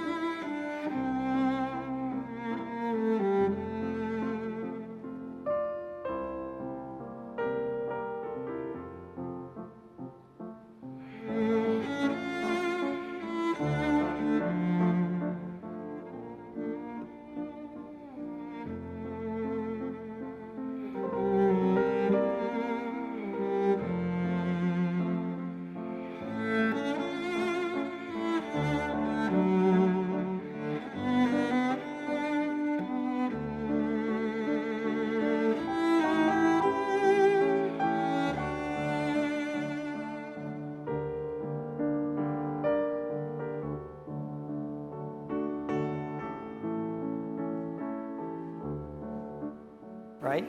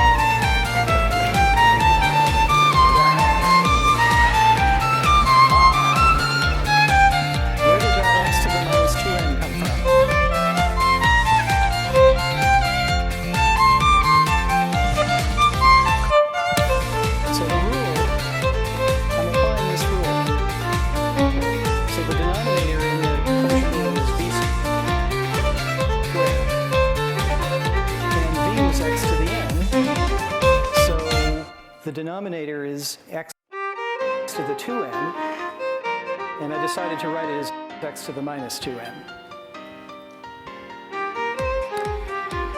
So the green comments there, what they say is that I can enlarge this rule, this exact same rule.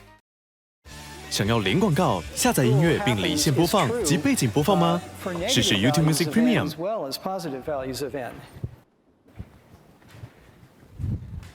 So there's something new in your list of rules that you can apply, of values of the derivative. That standard rule is true for negative as well as positive exponents. And that comes out of the quotient rule. Okay, so we've done two rules. I've talked about the product rule and the quotient rule. What's next? Let's do the chain rule. So this is a composition rule.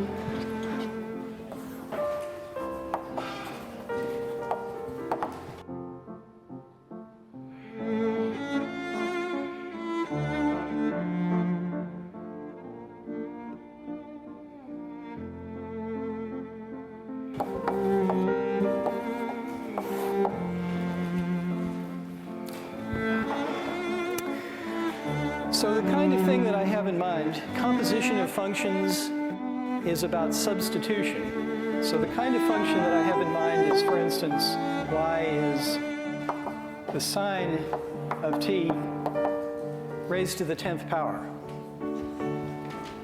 That's a new one. Haven't seen how to differentiate that before, I think. This kind of power of a trig function happens very often. You've seen them happen as well, I'm sure already. And there's a little notational switch that people use. They'll write sine to the 10 of t. But remember that when you write sine to the 10 of t, what you mean is take the sine of t and then take the 10th power of that.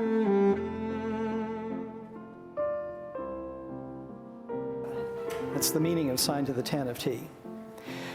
So the method of dealing with this kind of composition of functions is to use new variable names.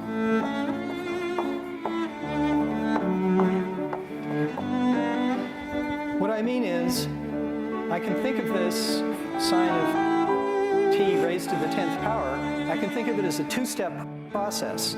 First of all, I compute the sine of t, and let's call the result x. There's the new variable name. And then I express... Hi everyone. In this video, we're going to be looking at a limit problem and evaluate the derivative of a function f at x equals 1. So we're going to talk about the definition of derivatives and see how they apply to limits.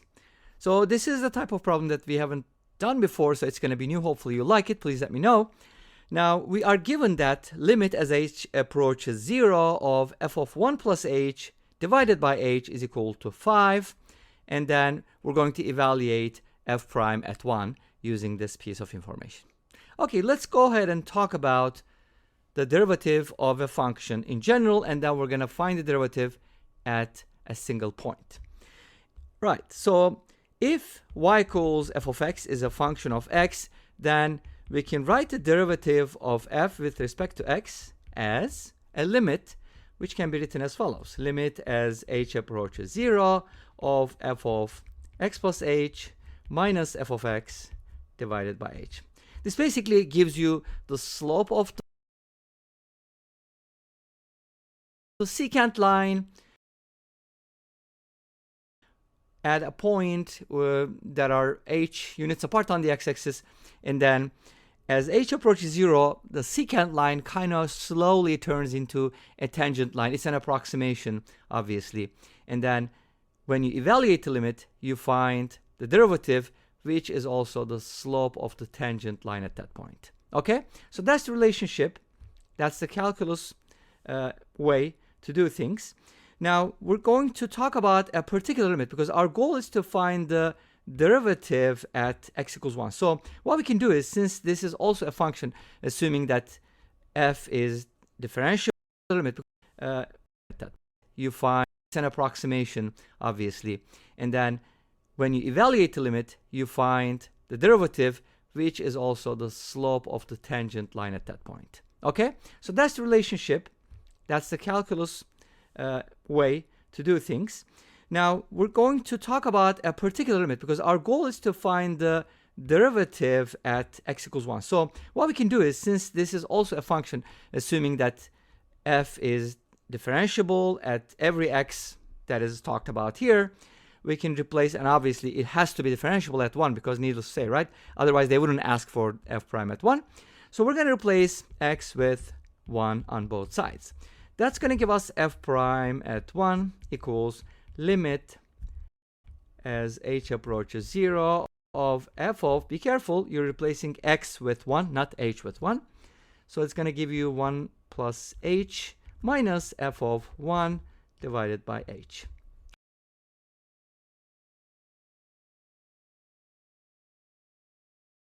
Awesome. Now, can we evaluate this limit directly? If you plug in h equals 0, you get f of 1 minus f of 1, which is 0, divided by 0, which is kind of weird, right? We kind of have to fix that problem. So, here's one thing we can do, though. Do we know f prime at 1? No, we're trying to find it.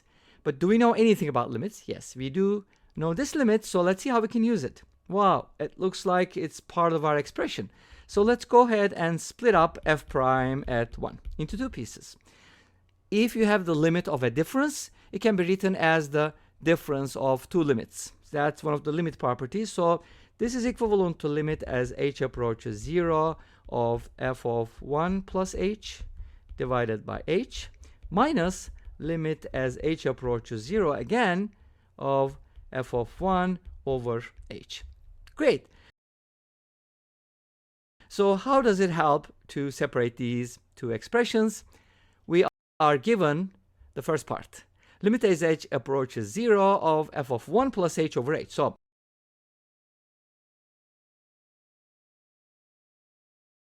this is 5.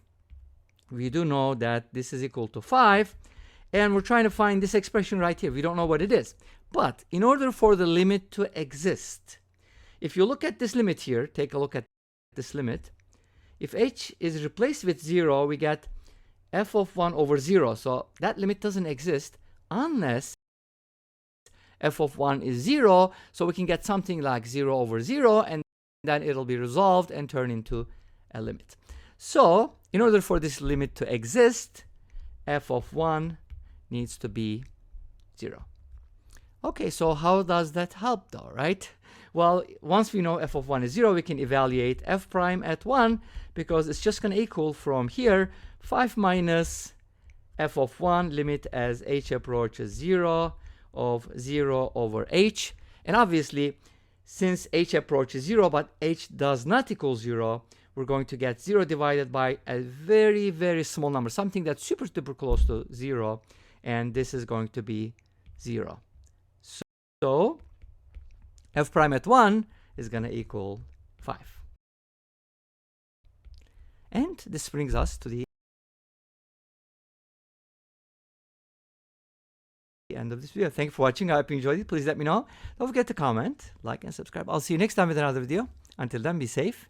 Take care. 补给再进化，法的养护金三角，补给秀法关键营养。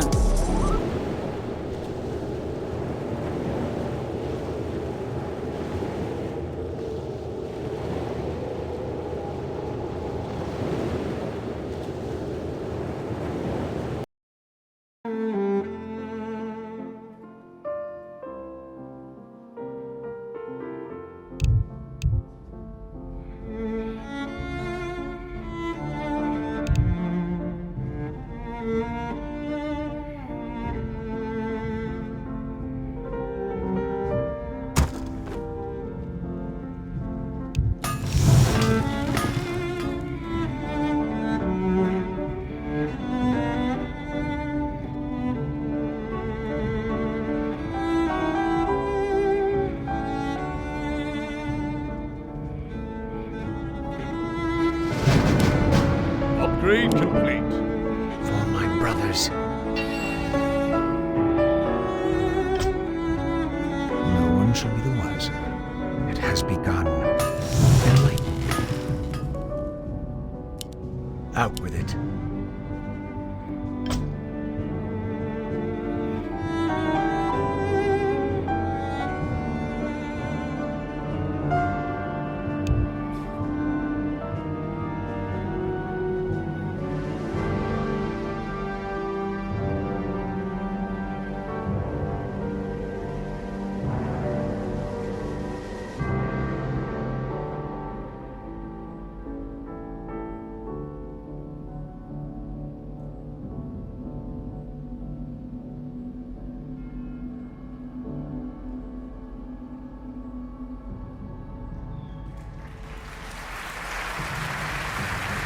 Bravo, mesdemoiselles. Camille Thomas, nommée cette année dans la catégorie Révélation soliste instrumentale. Et Béatrice Berru au piano. Bravo et merci.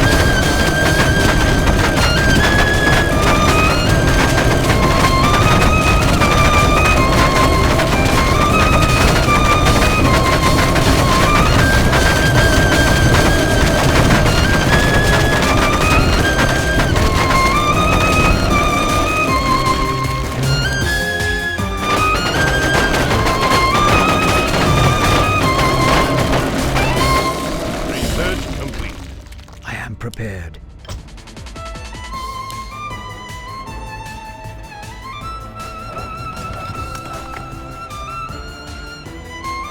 That's a given.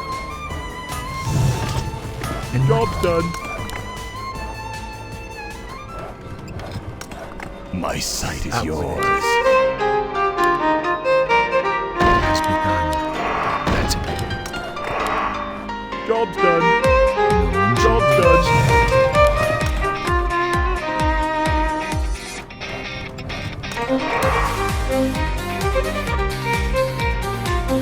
I did it.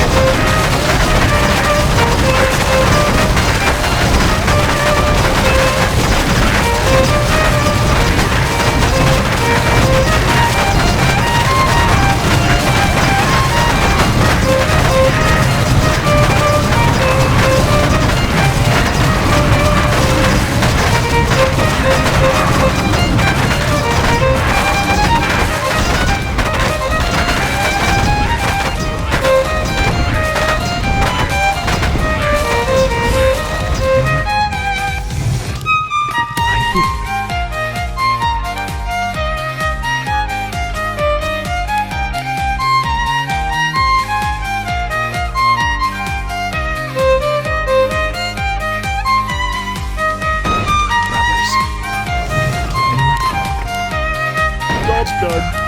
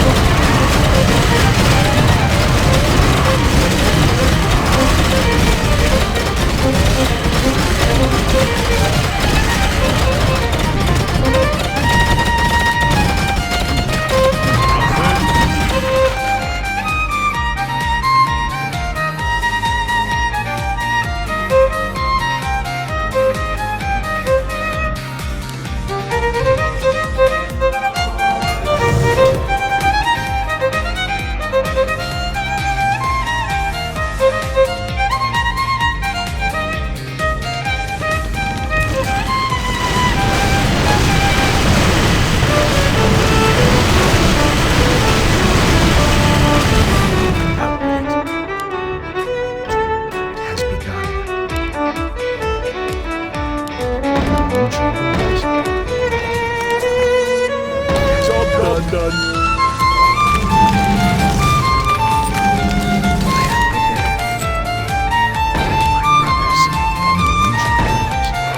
Job's done. Job's done. Job's done. Job's done. Job's done.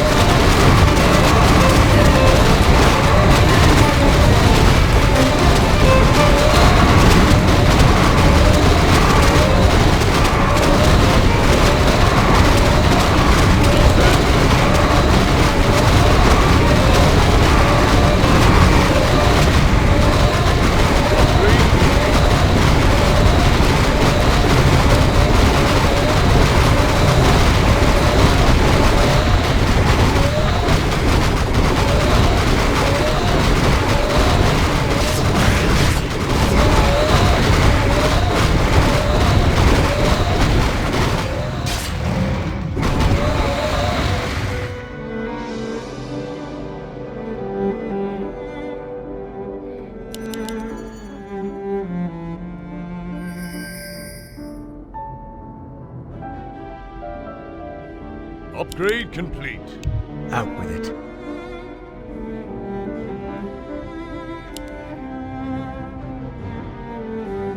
Upgrade complete. No one shall be the wiser. That's a given. No one shall be the Job's wiser. done. Job's done. My brothers, it has begun. Job's done. My brothers, Job's done. Job's done. Job's done. Job's done. Job's done. Job's done. Job's done. Job's done. Job's done. Job's done. Job's done. Job's done. Job's done. Job's done. Job's done. Job's done. Job's done. Job's done.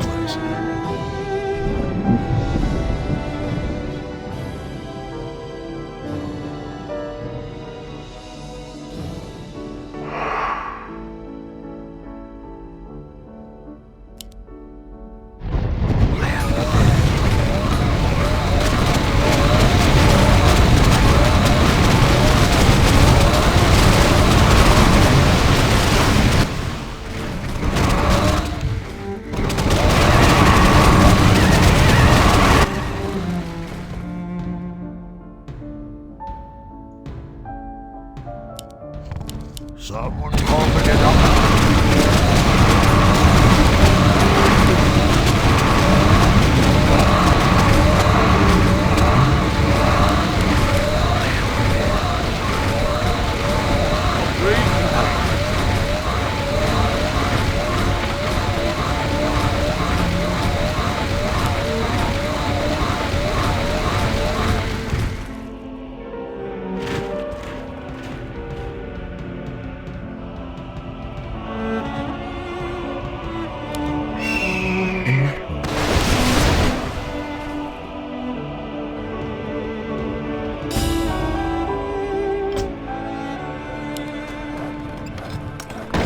Brothers, no one shall be the wiser. Job's done. Job's done. I bid for my brothers. That's a given. No one shall be the wiser. I cannot thunder for my brothers. Job's done. Job's done. Job's done. Job's done. That's a given. Job's done. Job's done. Job's done. Job's done. Job's done. Job's done. Job's done. Job's done. Job's done. No one shall be the wiser. Upgrade complete.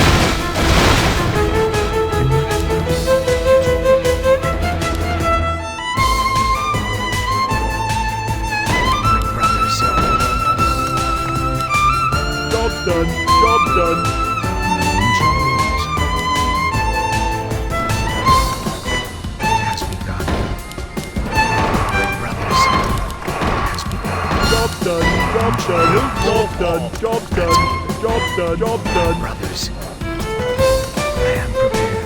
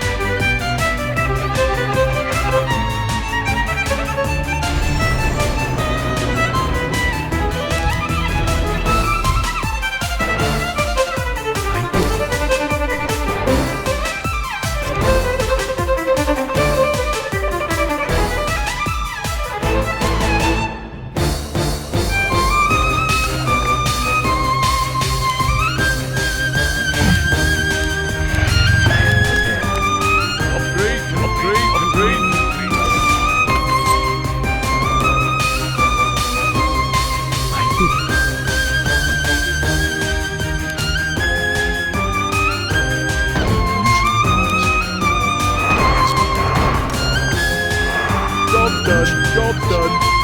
Job done.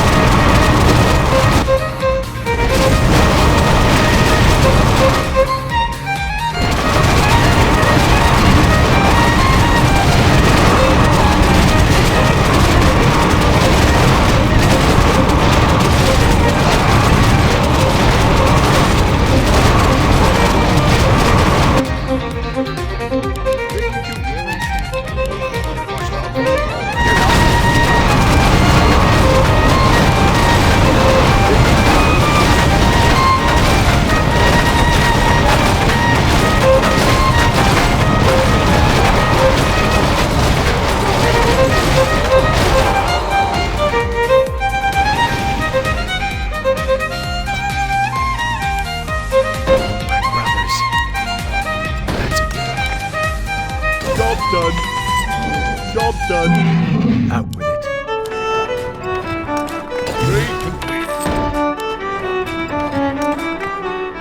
Job's done. I bid it. Upgrade complete. Upgrade complete. That's a good one.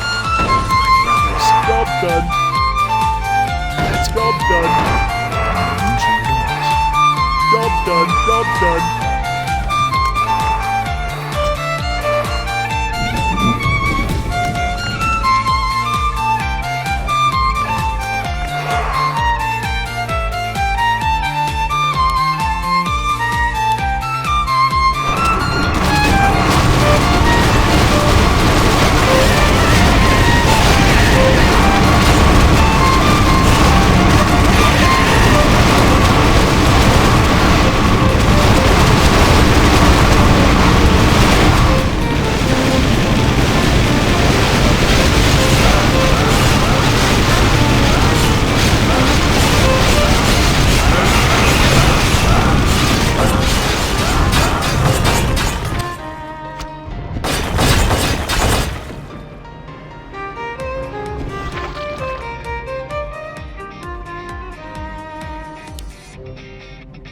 I am prepared. YouTube Premium 是零广告 YouTube， 外加 YouTube Music Premium 一款音乐应用程式，让你尽情聆听不受干扰，免费试用1个月。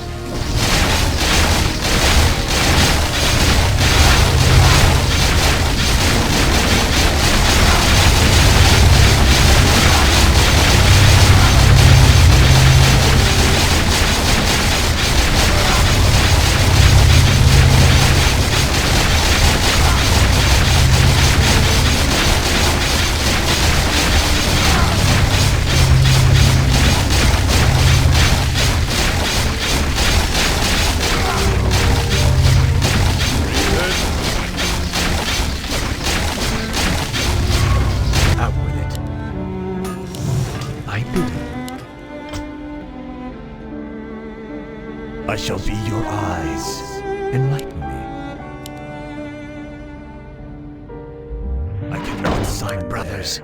It has begun. Job's done. I bid Upgrade it. complete. I am prepared. Upgrade complete.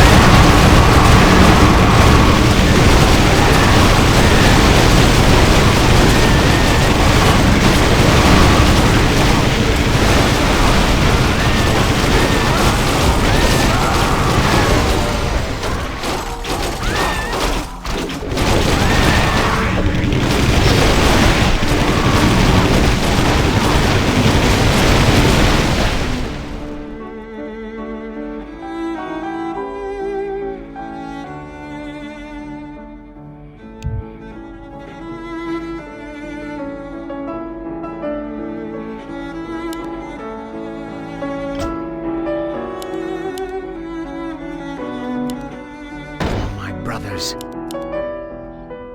That's a given. No one shall be the wiser. Job's done. Out with it. I am prepared.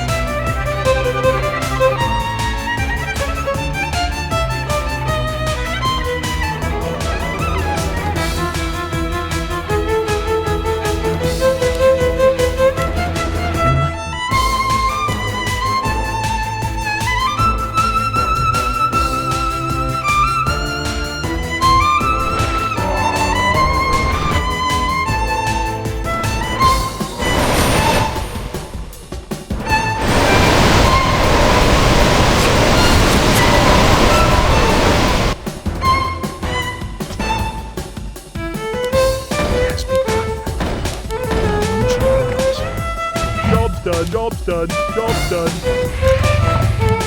Upgrade complete, upgrade complete, upgrade complete, upgrade complete.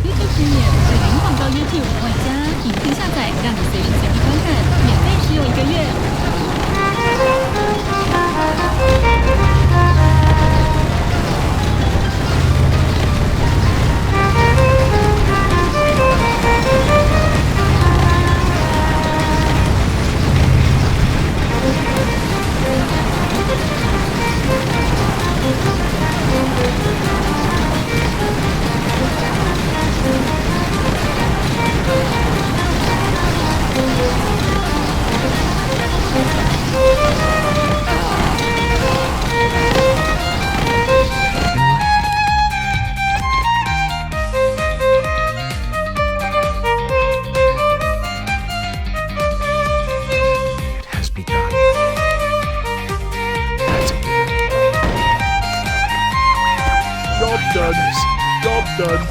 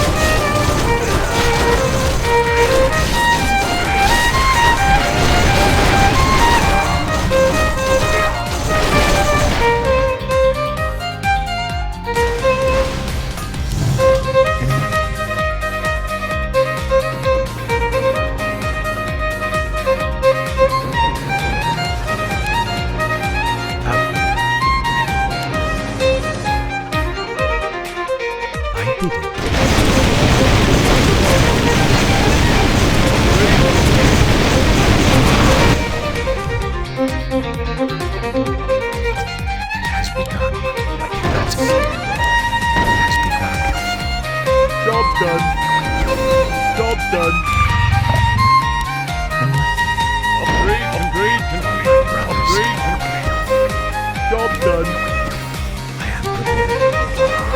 Upgrade complete.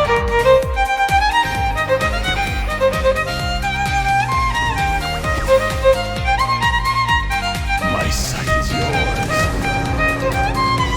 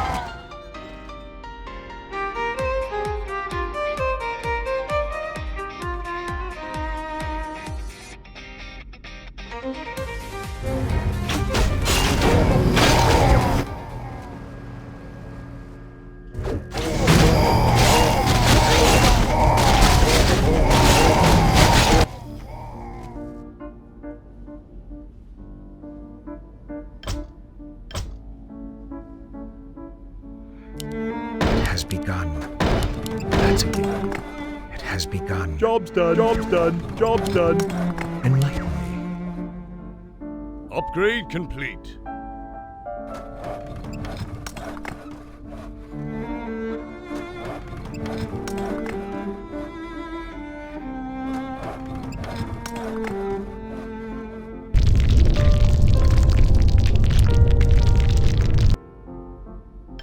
Thy bidding.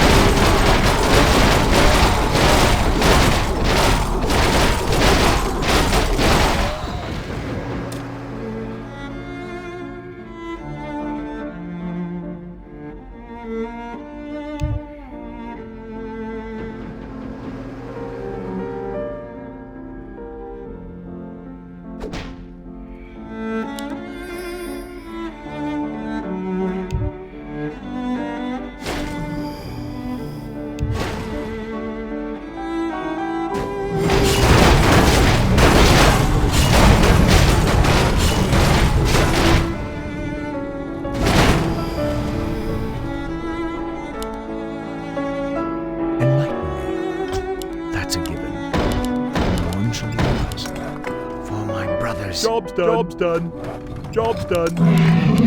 Double. Thy bidding. Upgrade complete.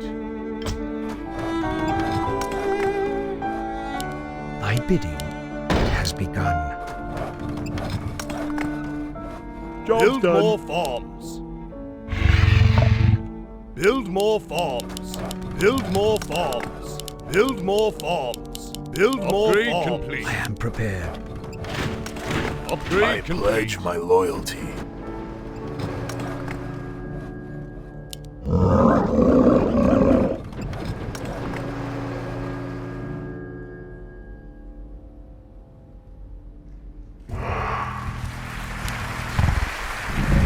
Bravo, mesdemoiselles Camille Thomas, nommée cette année dans la catégorie révélation.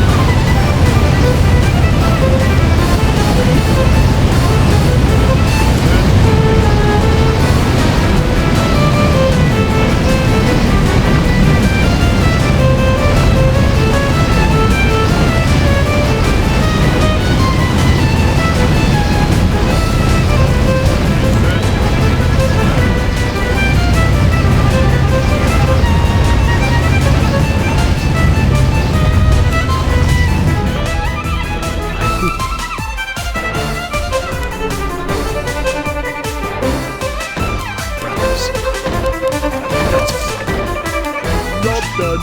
Job done. Job done. Upgrade. Upgrade. Upgrade. Upgrade. Moon double.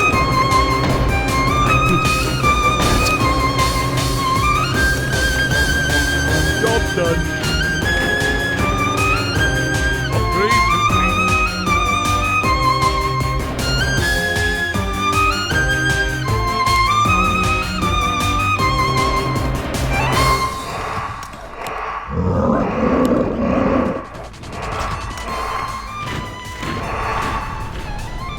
Someone call for the doctor?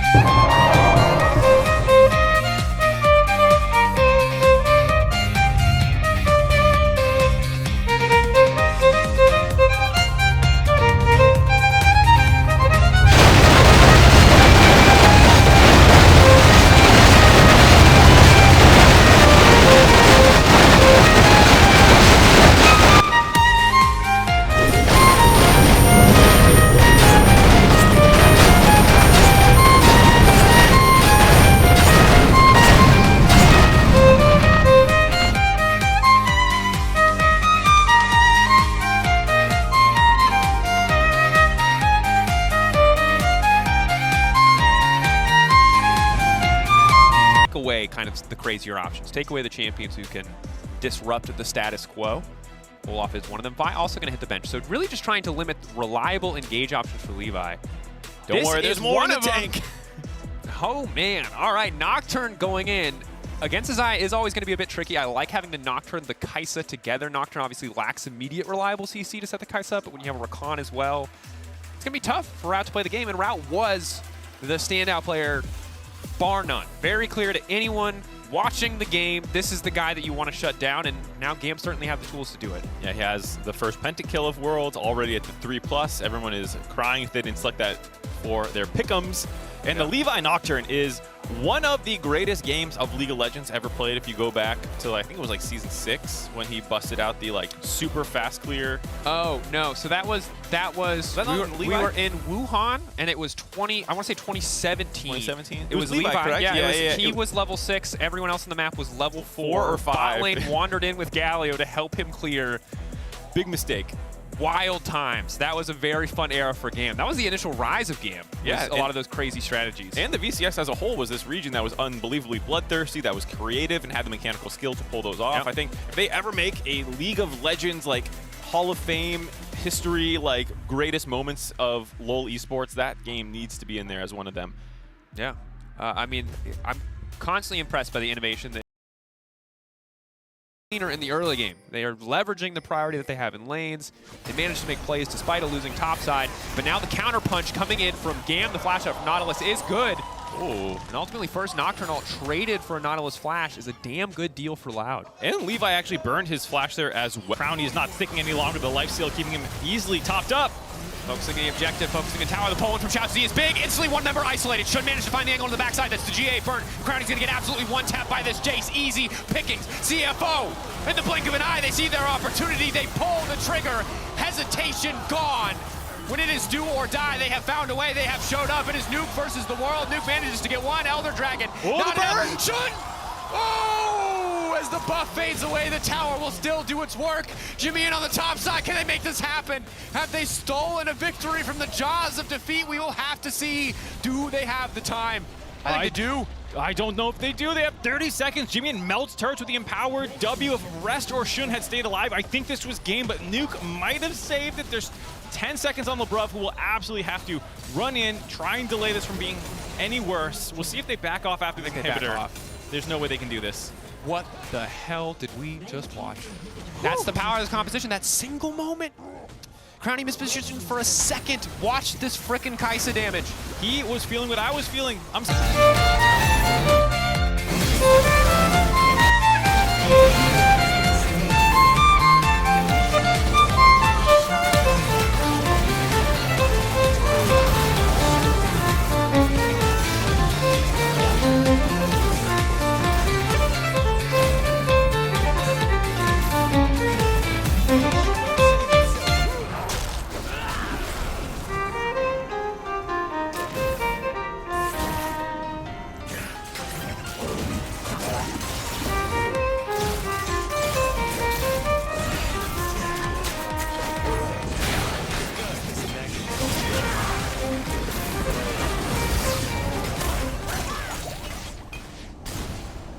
YouTube Premium 结合零广告 YouTube 与 YouTube Music 应用程式，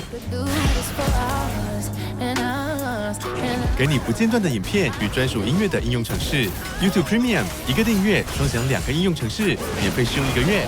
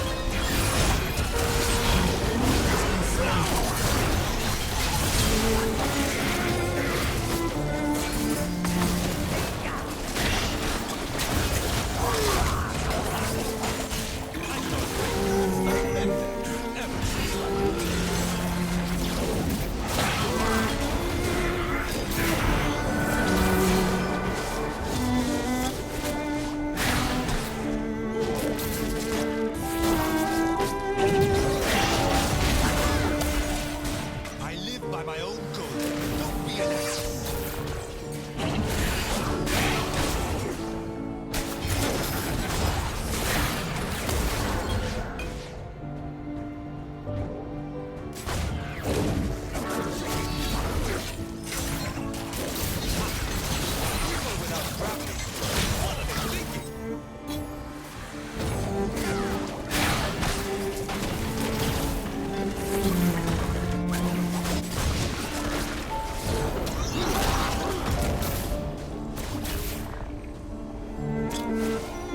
Things to do, scores to settle.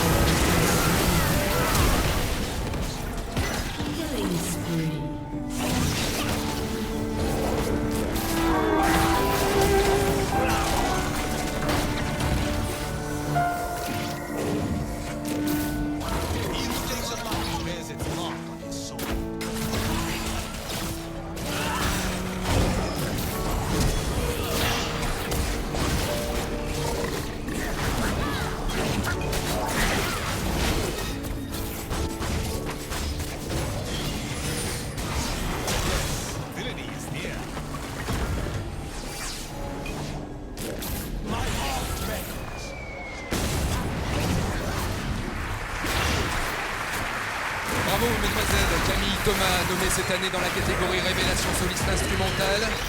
Et Béatrice Bravo et merci.